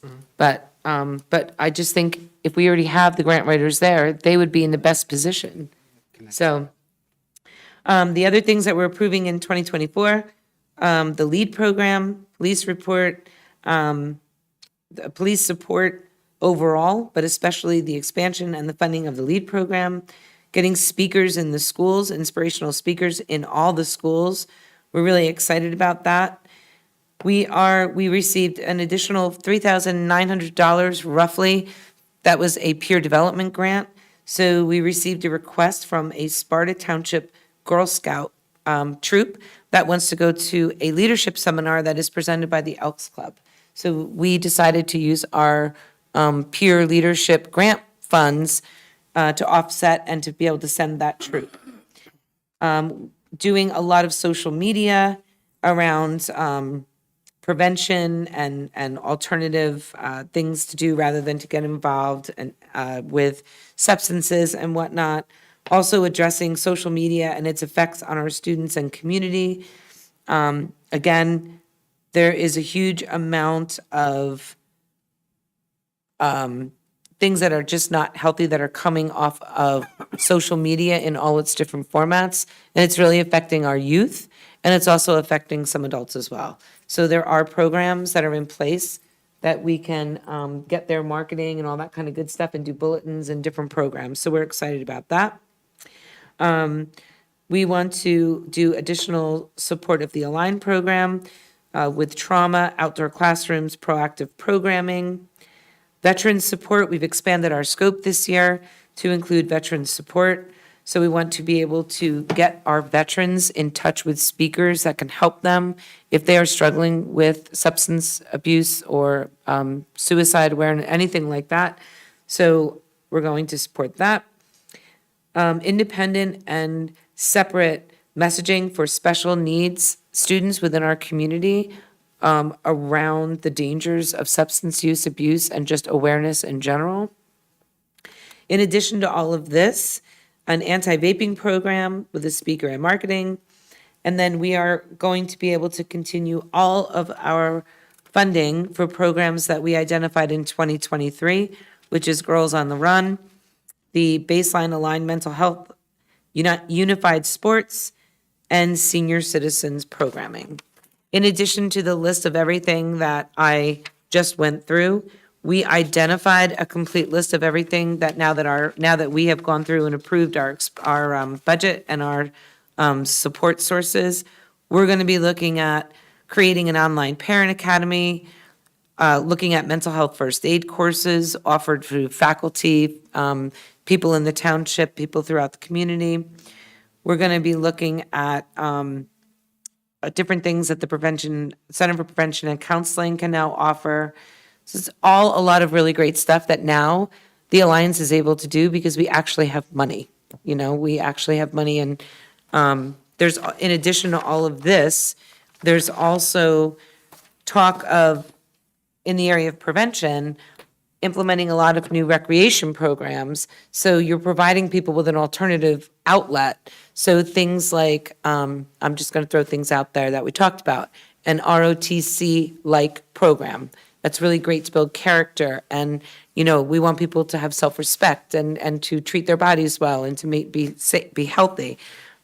Tree line adventures, zip line, things where you don't have to be in a team necessarily, individual things, running. So the cross-country program, for example, that's something. So we're really trying to introduce these programs, and not just for kids. So we're talking about adults. We're talking about implementing and expanding, possibly in funding, the expansion of some recreation programs that are really going to be good to have so that people have like an alternative source. So I didn't mean to take up a lot of time on that, but on behalf of the entire Municipal Alliance team, I just want to say thank you for all the hard work. This has been a long road with a lot of different things going on, and I could not be prouder, I think Chief and I together as the co-chairs of this. It's been a lot of work, but we couldn't be prouder to come here and tell everybody all the results of it. So, do you want to add anything to that, Chief? Just want to add, you do the majority of the work on this. We appreciate it. I'm getting emails at like 2, 3 in the morning from you. Sorry. No, that's good. I'll my knock available on your time. door at 4 a.m. and answer your email. But you do a lot of the work on it. And everybody sees that. A lot of people forget about all the schools that we have in this township, not just Sparta Township schools, but all the private schools. And when we invited in these other organizations, they really appreciated it to be a part of it. And, going to the opiate settlement funds to fund a lot of this, it goes back to the grant writing. Correct me if I'm wrong, but I believe that our grant writing company had found that and to opt into that program a few years ago, and then it finally is coming to light. So to have the benefits of those financial stabilize to keep these programs going and add new programs to all these different schools is great. So Thanks, Chief. appreciate it. I just have a question too, Chris. Sure. A lot of great programs there. Are they done, does every town do their own locally, or is there some of these programs that are like cross-town and some are cross-county? Like, how does it? So it's interesting. I can't answer. So within the county, within Sussex County, there are 24 municipalities. There are 12 active alliances.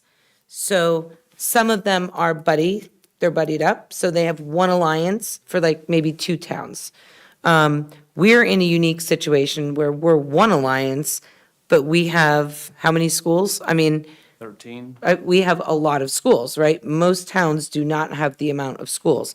So in the interest of full disclosure, we just found out, because we asked about, what, 3 weeks ago? We're like, hey, the money that comes in, is there a county one as well? So in other words, the charter school, VOTech, those schools are funded through funds with the county. So my assumption always was they must get funding through that. But then we found out they do not. So then we asked and said, well, then would it be based on their physical location? And the county told us yes. So that is why, before we did the budget, thank God, we were able to reach out, Chief did, and used all his contacts so that we could get everybody around the table before we had these discussions on where the money was going to go. So we're very lucky, but yeah, so to your point, there is not a county umbrella. It's just, it comes into the county and then it goes to the alliances.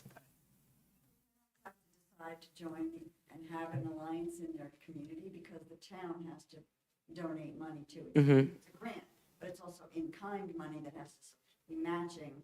So not every municipality wants to do it. A lot of them that I know of actually go by the sending districts of the high school. So if you have a regional high school, usually those municipalities will go together and form an alliance. Anything else? Okay, I think I've taken up enough time. So that's it from me. All right, for council liaison updates, Councilman Blumenty.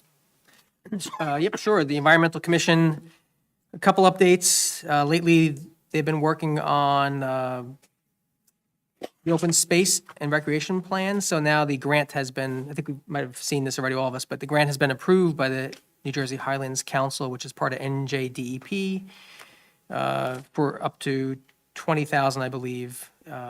Next is the agreement, finalizing the agreement. Also, the Environmental Commission welcomed and swore in one of our new Environmental Commission members, Barbara Kozalska. We're really thankful she's volunteered her time to the town and her knowledge. She's in the environment for her career, so some engineering background too, so we're really excited to have her on the EC. Also, two alternate members who have been around for a year or so have now obviously we've moved them up to full Environmental Commission members, so extra congratulations to Christine Rogers and Linda Tower. And we still have two alternate positions that we would like to fill, and the student liaison spot. And I've seen some applications starting to come in for some of those. Also, well, you've seen the two resolutions that the commission sent up to the council. And then finally, the Environmental Commission is planning on a Sparta Glen Arbor Day event at the end of April in 2024. Part of that is going to be doing some tree plantings with some of the grant money that was received earlier this year, especially with the ashes and everything disappearing. So more to come on that. It's going to be probably a community type event. We'll get into that next year. That's it for the EC. Planning Board, I don't usually do too many updates. It's its own entity, but I will say that the various committees or subcommittees have all been busy. The Site Plan Waiver Subcommittee, I think we're on application 58 now, and there's only a handful that are pending, and those are pretty much waiting for responses from the applicants. As you all know, the professional search RFP process is ongoing. Plan Endorsement Advisory Committee is ongoing as well. We've had a number of meetings with that group. The Master Plan Subcommittee has now been formed. It was announced at the last planning board meeting. There's 11 members on that. The Ordinance Review Subcommittee, also meeting regularly, going strong on that. And finally, at the last planning board meeting, we started discussions on looking at some of the parking design standards and thinking about if there's ways to review some of those standards for different uses. But more to come on that, so that concludes for now. Excellent, thank you. I have nothing to offer for council liaison updates. So we'll move on. I'm not aware of any unfinished business that we want to bring to the table now. We did table the resolution 9-14 and also ordinance 23-22, I think it was, but that's obviously for another meeting. So we'll move to new business updates.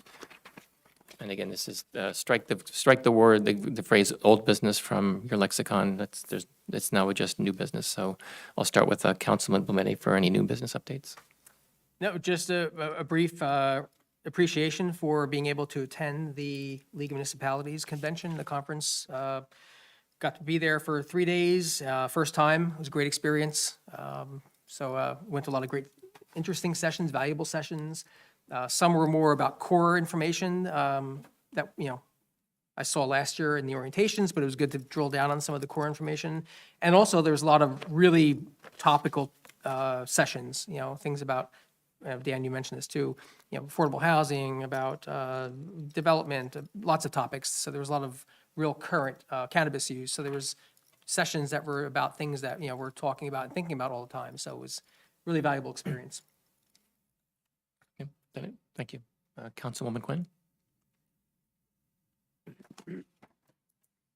So, I'm, on behalf of the New Jersey League of Municipalities, I happen to sit on the executive board, and I want to thank you guys and everyone else for their participation this year. Unfortunately, I had a work conflict and I could not go, but I know the board has worked very, very hard to really bring the quality of the convention up significantly. It's really hard when you do something year after year after year after year to be able to step back, step outside, and reinvent things. I think they did a really great job of that this year. So thank you for everyone. I did want to mention also, while on my time on the league, I had the pleasure of working with past president Jim Perry, who I'm sorry to say passed away, recently passed. So just in memoriam, want to thank him for his service. He's done a lot for the league, bringing it to really great places. He had a lot of energy. Also, with regard to a quick thank you. So, Chief, the members of this council received from Linda Tower a thank you to the police department and to you for everything that you did and are doing to keep the kids in the school safe. And I think that means a lot. It goes a long way. It says a lot about the interaction. So I just wanted to bring this to the record that we did receive this. It's well-deserved. Please convey our appreciation, not just to you, obviously, but to the entire agency. And thank you for everything that you do to keep all of us safe. You're welcome. Also, just want to bring something forward with regard to our go-to centers. It's coming to be the time now where things are going to get colder. We're going to get possibly, maybe, snowstorms. We haven't seen really good ones of those in a while, but we can always hope. But the thing is, during those storms, obviously we have our go-to centers. So Cliff Cernak, who is employee of Sparta Township and a volunteer and also on the ambulance squad, made a recommendation that I think we should look at. I'm going to give it to you, Jim, if that's okay, and Chief to look at. But this is a wall-mounted charging station. So it comes with all the different cords for all the different devices. It's wall-mounted. You hardwire it into. So if we could put these in our go-to centers, that would mean if residents came in and forgot their cord or whatever it might be, we could have these stations. They're not expensive. It's $185. Maybe we could find a grant. But I'm just saying, I think that these would be, I want to thank Cliff, first of all, for sharing it. And I think these are a great addition to our go-to center. So I'm going to leave this to you guys. And also, thank you, Cliff, if you're watching, or if you're not. I just want to thank Cliff for finding that and bringing it forward. I'll make a comment on that real quick. Sure. It is a thing that people can hijack those and use those to upload malware onto phones. So when we order one, you have to be careful that those controls are in place. There's some controls in place to prevent that. On the bottom, it says your phone, your responsibility. There you go. There you go. So you go into an airport and you think you're charging something, you might And not it's be. taking You the- might get gifts with your gift Great. of electricity. Okay. The other thing that I just want to share with everybody very quickly, because I just experienced this in my own life, and I think it's worth it to have a quick shout out, a quick PSA with regard to RSV. I never really understood what RSV is when my kids were growing up. There was no such thing as RSV. We never heard of RSV. It's a thing. I started hearing about it with the grandchildren recently, and I spent the better part of the Thanksgiving weekend supporting my daughter and her son because our granddaughter ended up in Morristown Memorial Hospital with RSV. So we learned a lot about it. It actually is the cold. It's the common cold, but for those who are older and the little itty bitties, they have a really hard time. They can have a very hard time with it, and it could hospitalize them for a very long time. It's critical. So this was quite a traumatic experience for everyone in my family. We're very thankful to Morristown Memorial. We're very thankful to God, actually, that our granddaughter is okay. But a learning lesson as we head into the winter, something so simple as the common cold can kill somebody. So just be mindful.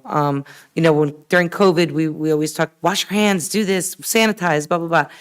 I think we get sort of complacent. And in learning about RSV, I just think it's something to be mindful of, So I just wanted to take a minute and talk about that. That's all I got, Mayor. Excellent, thank you. I've got a couple things to go through. First, I'd like to echo the chief's words from earlier today earlier this evening, that I'd like to thank Sam for serving as our interim township manager. Thank you, Sam.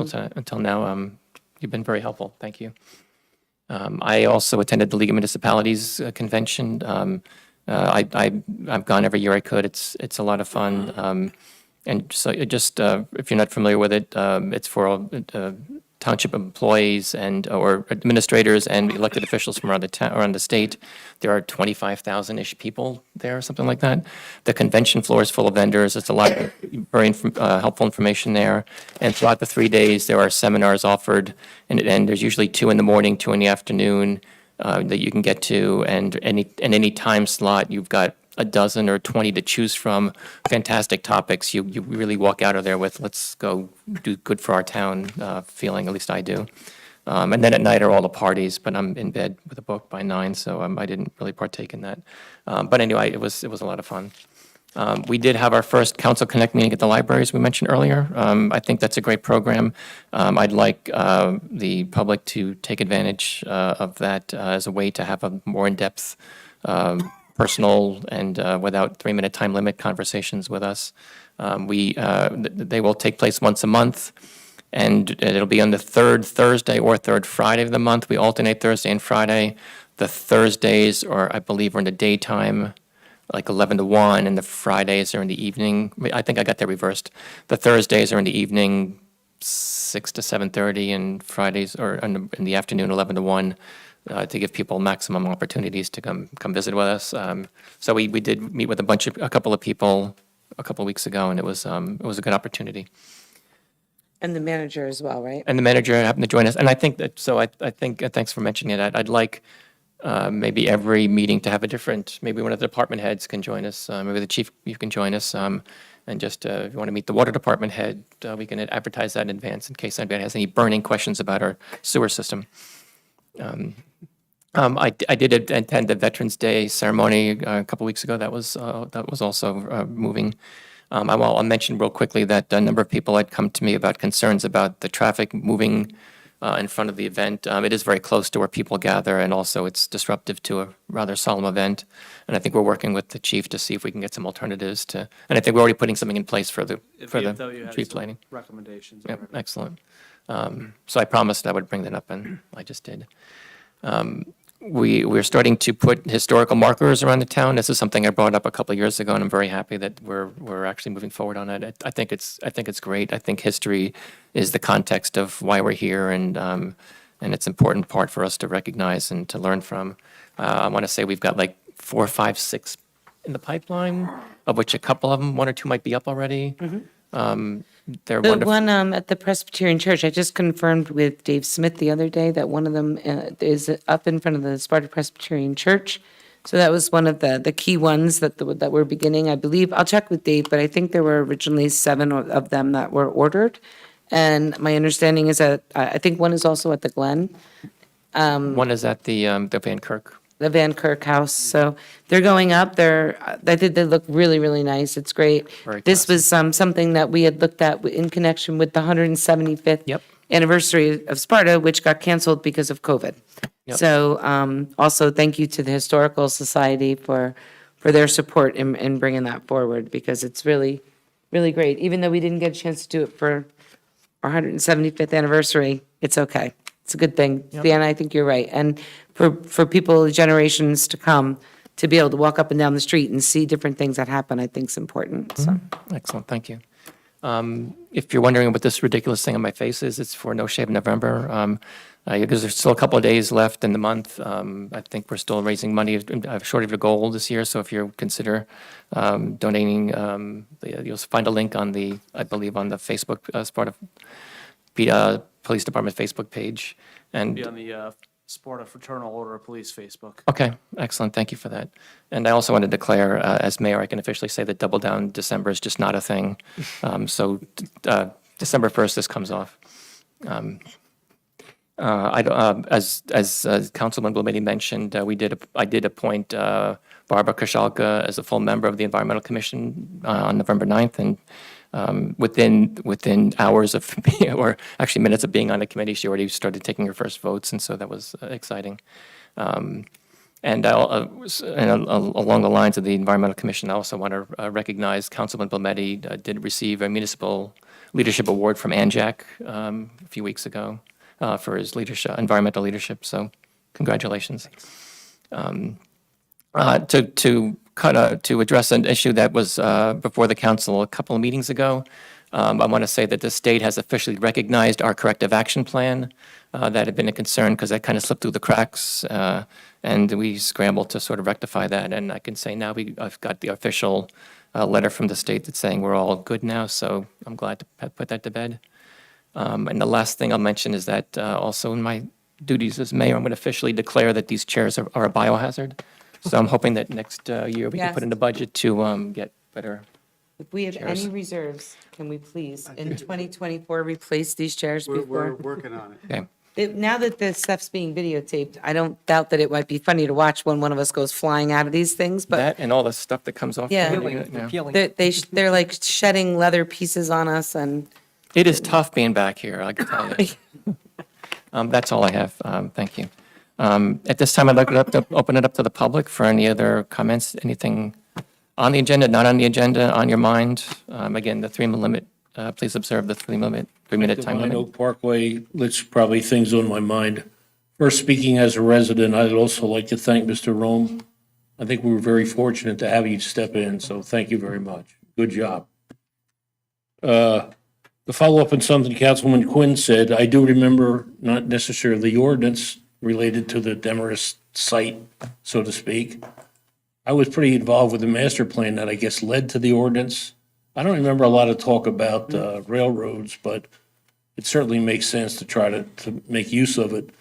People try to say that using the railroad reduces truck traffic. I don't know that I would think rigorously that's true.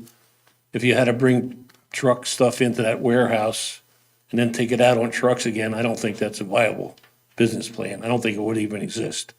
So without the railroad, I don't think it would have come into being. I think there were also significant changes from the original ordinance to the new one. They talked about, for example, I think it was a height variance. You were a higher height. You got benefits from being close to the rail. I think there was a significant increase in impervious cover. So the new one is a little bit substantially maybe different from the others. You know, it's a matter of wording. The other one is a question which I don't know if it can be answered, but let me just ask it. Maybe you can treat it as an academic exercise in informing me on a point of law. This is another idea that's floating around and hasn't made social media yet. It won't make it for me, trust me. But the idea goes that when a planning board is appointed by proper procedures, there's an amount of time, 45 days or whatever, that anybody who chooses to challenge them has a window to do so. Now, the challenge that came by the suit from Diamond Chip was substantially beyond 45 days or whatever it is. And the thinking is that we could have easily moved for dismissal, and because they clearly missed the time window, it would have been a fair expectation that it could have been sustained and it would have been dismissed. The fact that that didn't happen leads us into maybe another extended legal interaction with costing money that we talked about earlier tonight. Now, if that's a point of law that can be put to bed, it's totally wrong, it didn't happen, great. If you can't talk about it, I understand. Just to get it on the record, because that's something that's being floated about. Thank you. So Mike, Thank you. can I answer? Can I answer real quick? Mayor, Yeah, of course. can I answer? So Mike, I want to answer two things. And I'm gonna ask Tom to keep me honest here that I understand this correctly. So what you were making reference to, the 45 days, is challenging someone's actual appointment to a board. I'm not positive that what Diamond Chip is doing. It's not my understanding that they are actually challenging the placement. They're challenging that the people that are on there for this particular application have a conflict of interest. So those are two separate things. So you can't apply one to the other. Tom, is that correct? Yeah, I mean, your point is well taken, and I think Diamond Chip realized that. And therefore, if you read their complaint, it focuses on their allegation that there's a conflict with 8 members of the planning board. They're not seeking the removal of those appointments to the planning board. They're seeking they're being found to be in conflict on their particular application, not on any other applications, and not to undermine their ability to sit on the planning board, just as to the Diamond Chip application. Right. There's no time limit for them to do that. No. As to the motion to dismiss, is that anything we can talk about or not? Well, in terms of, I mean, legally, you're allowed to talk about it, but it's certainly strategically not really a good idea. And this is why, Mike, to be honest, for years, I mean, you didn't hear me say anything about it. We were told, don't say anything. We don't talk about ongoing litigation. I'm no longer on the planning board. I'm not talking about the actual application. I'm just trying to address, because when you were making that comment, you were taking two things that seem rational and putting them together, but actually they're two totally separate things. So we can't say, oh, well, we could have just done this because 45 days, because if you look at the website, that's not what they're challenging. The other thing that I just wanted to address was your comments around that ordinance, the original ordinance. I mean, you were on the planning board and sat on the council when that exact ordinance was there, because you also had no idea something like that was coming. I will challenge, and I will do so kind of with respect, because I don't know the answer to it. My hope with getting rail up here was rail comes in here with stuff and then goes out, goes north, goes up, not trucks. So the one big thing that we never got to, ever, and I don't care who posts what on social media, we never, when I was on the planning board listening to the application, got to traffic. The question in my book, the first one was, what comes in on rail and what goes out on rail? We never got to ask that question. So we can't make the assumption that things that come in on train are just automatically going out on truck. Because it's very likely, especially if somebody wanted to look at these properties, and I'm sure some of them already are, because this is the way the railroad runs, right? Of which we have no control. It runs and goes up north. So it's very likely that trains that are coming through here, they are now coming through and going north. So we can't just assume, although I understand your concerns, and I have them too, we just didn't get it answered, we didn't get a chance. But, I mean, I like to think, when I think about utilizing the rail and really leveraging it more, to do rail in, rail out. I don't see any reason why anybody would ship something up here on a truck and then ship it all the way back to where it came from. So I just don't see any value in that. But I do see, How would it help us if it came rail in and rail out? How would that help But that's what I'm saying, I never got to ask the question. Because if it's coming rail in and rail out, there's no trucks, or there's limited trucks.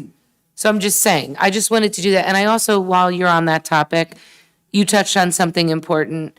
The subcommittee that got together on the last planning board that we had, I had the privilege of working with those volunteers as well. And immediately, the council asked them, gave a tough, strict deadline, because we knew it was a risk once we got bit. Once we saw it, once we got the application, then all of a sudden, everything starts coming out from the state, and oh my gosh, it's happening all over the place. But I will tell you, that subcommittee worked very, very hard and brought forward to the council, last year's council, the stopgaps to protect this town, to make sure that this never happens again. And that came directly from the results of the council of last year, to the planning board, to the subcommittee, back to the council. That was a group effort of a lot of people working together that, by the way, shared a lot of very different opinions that all came together around an objective to safeguard the town and made it work. So you brought that up. I just wanted to add that to it. Safeguards were if it were my organization. How, what happened? I'm sorry. So call me, and, I mean, it was printed in the paper, Jenny had it, she printed articles about the subcommittee, it was in the Independent, all the different things that we did, everything was transparent, but look, you said you're gonna give me a call anyway, so I'm happy to talk about it offline. Or we can talk about it once we adjourn. Anybody else from the public for any comments? All right, may I have a motion to adjourn? I'll make a motion to adjourn. Thank you. May I have a second? Second. All those in favor say aye. Aye. Aye, we are adjourned. Thank you.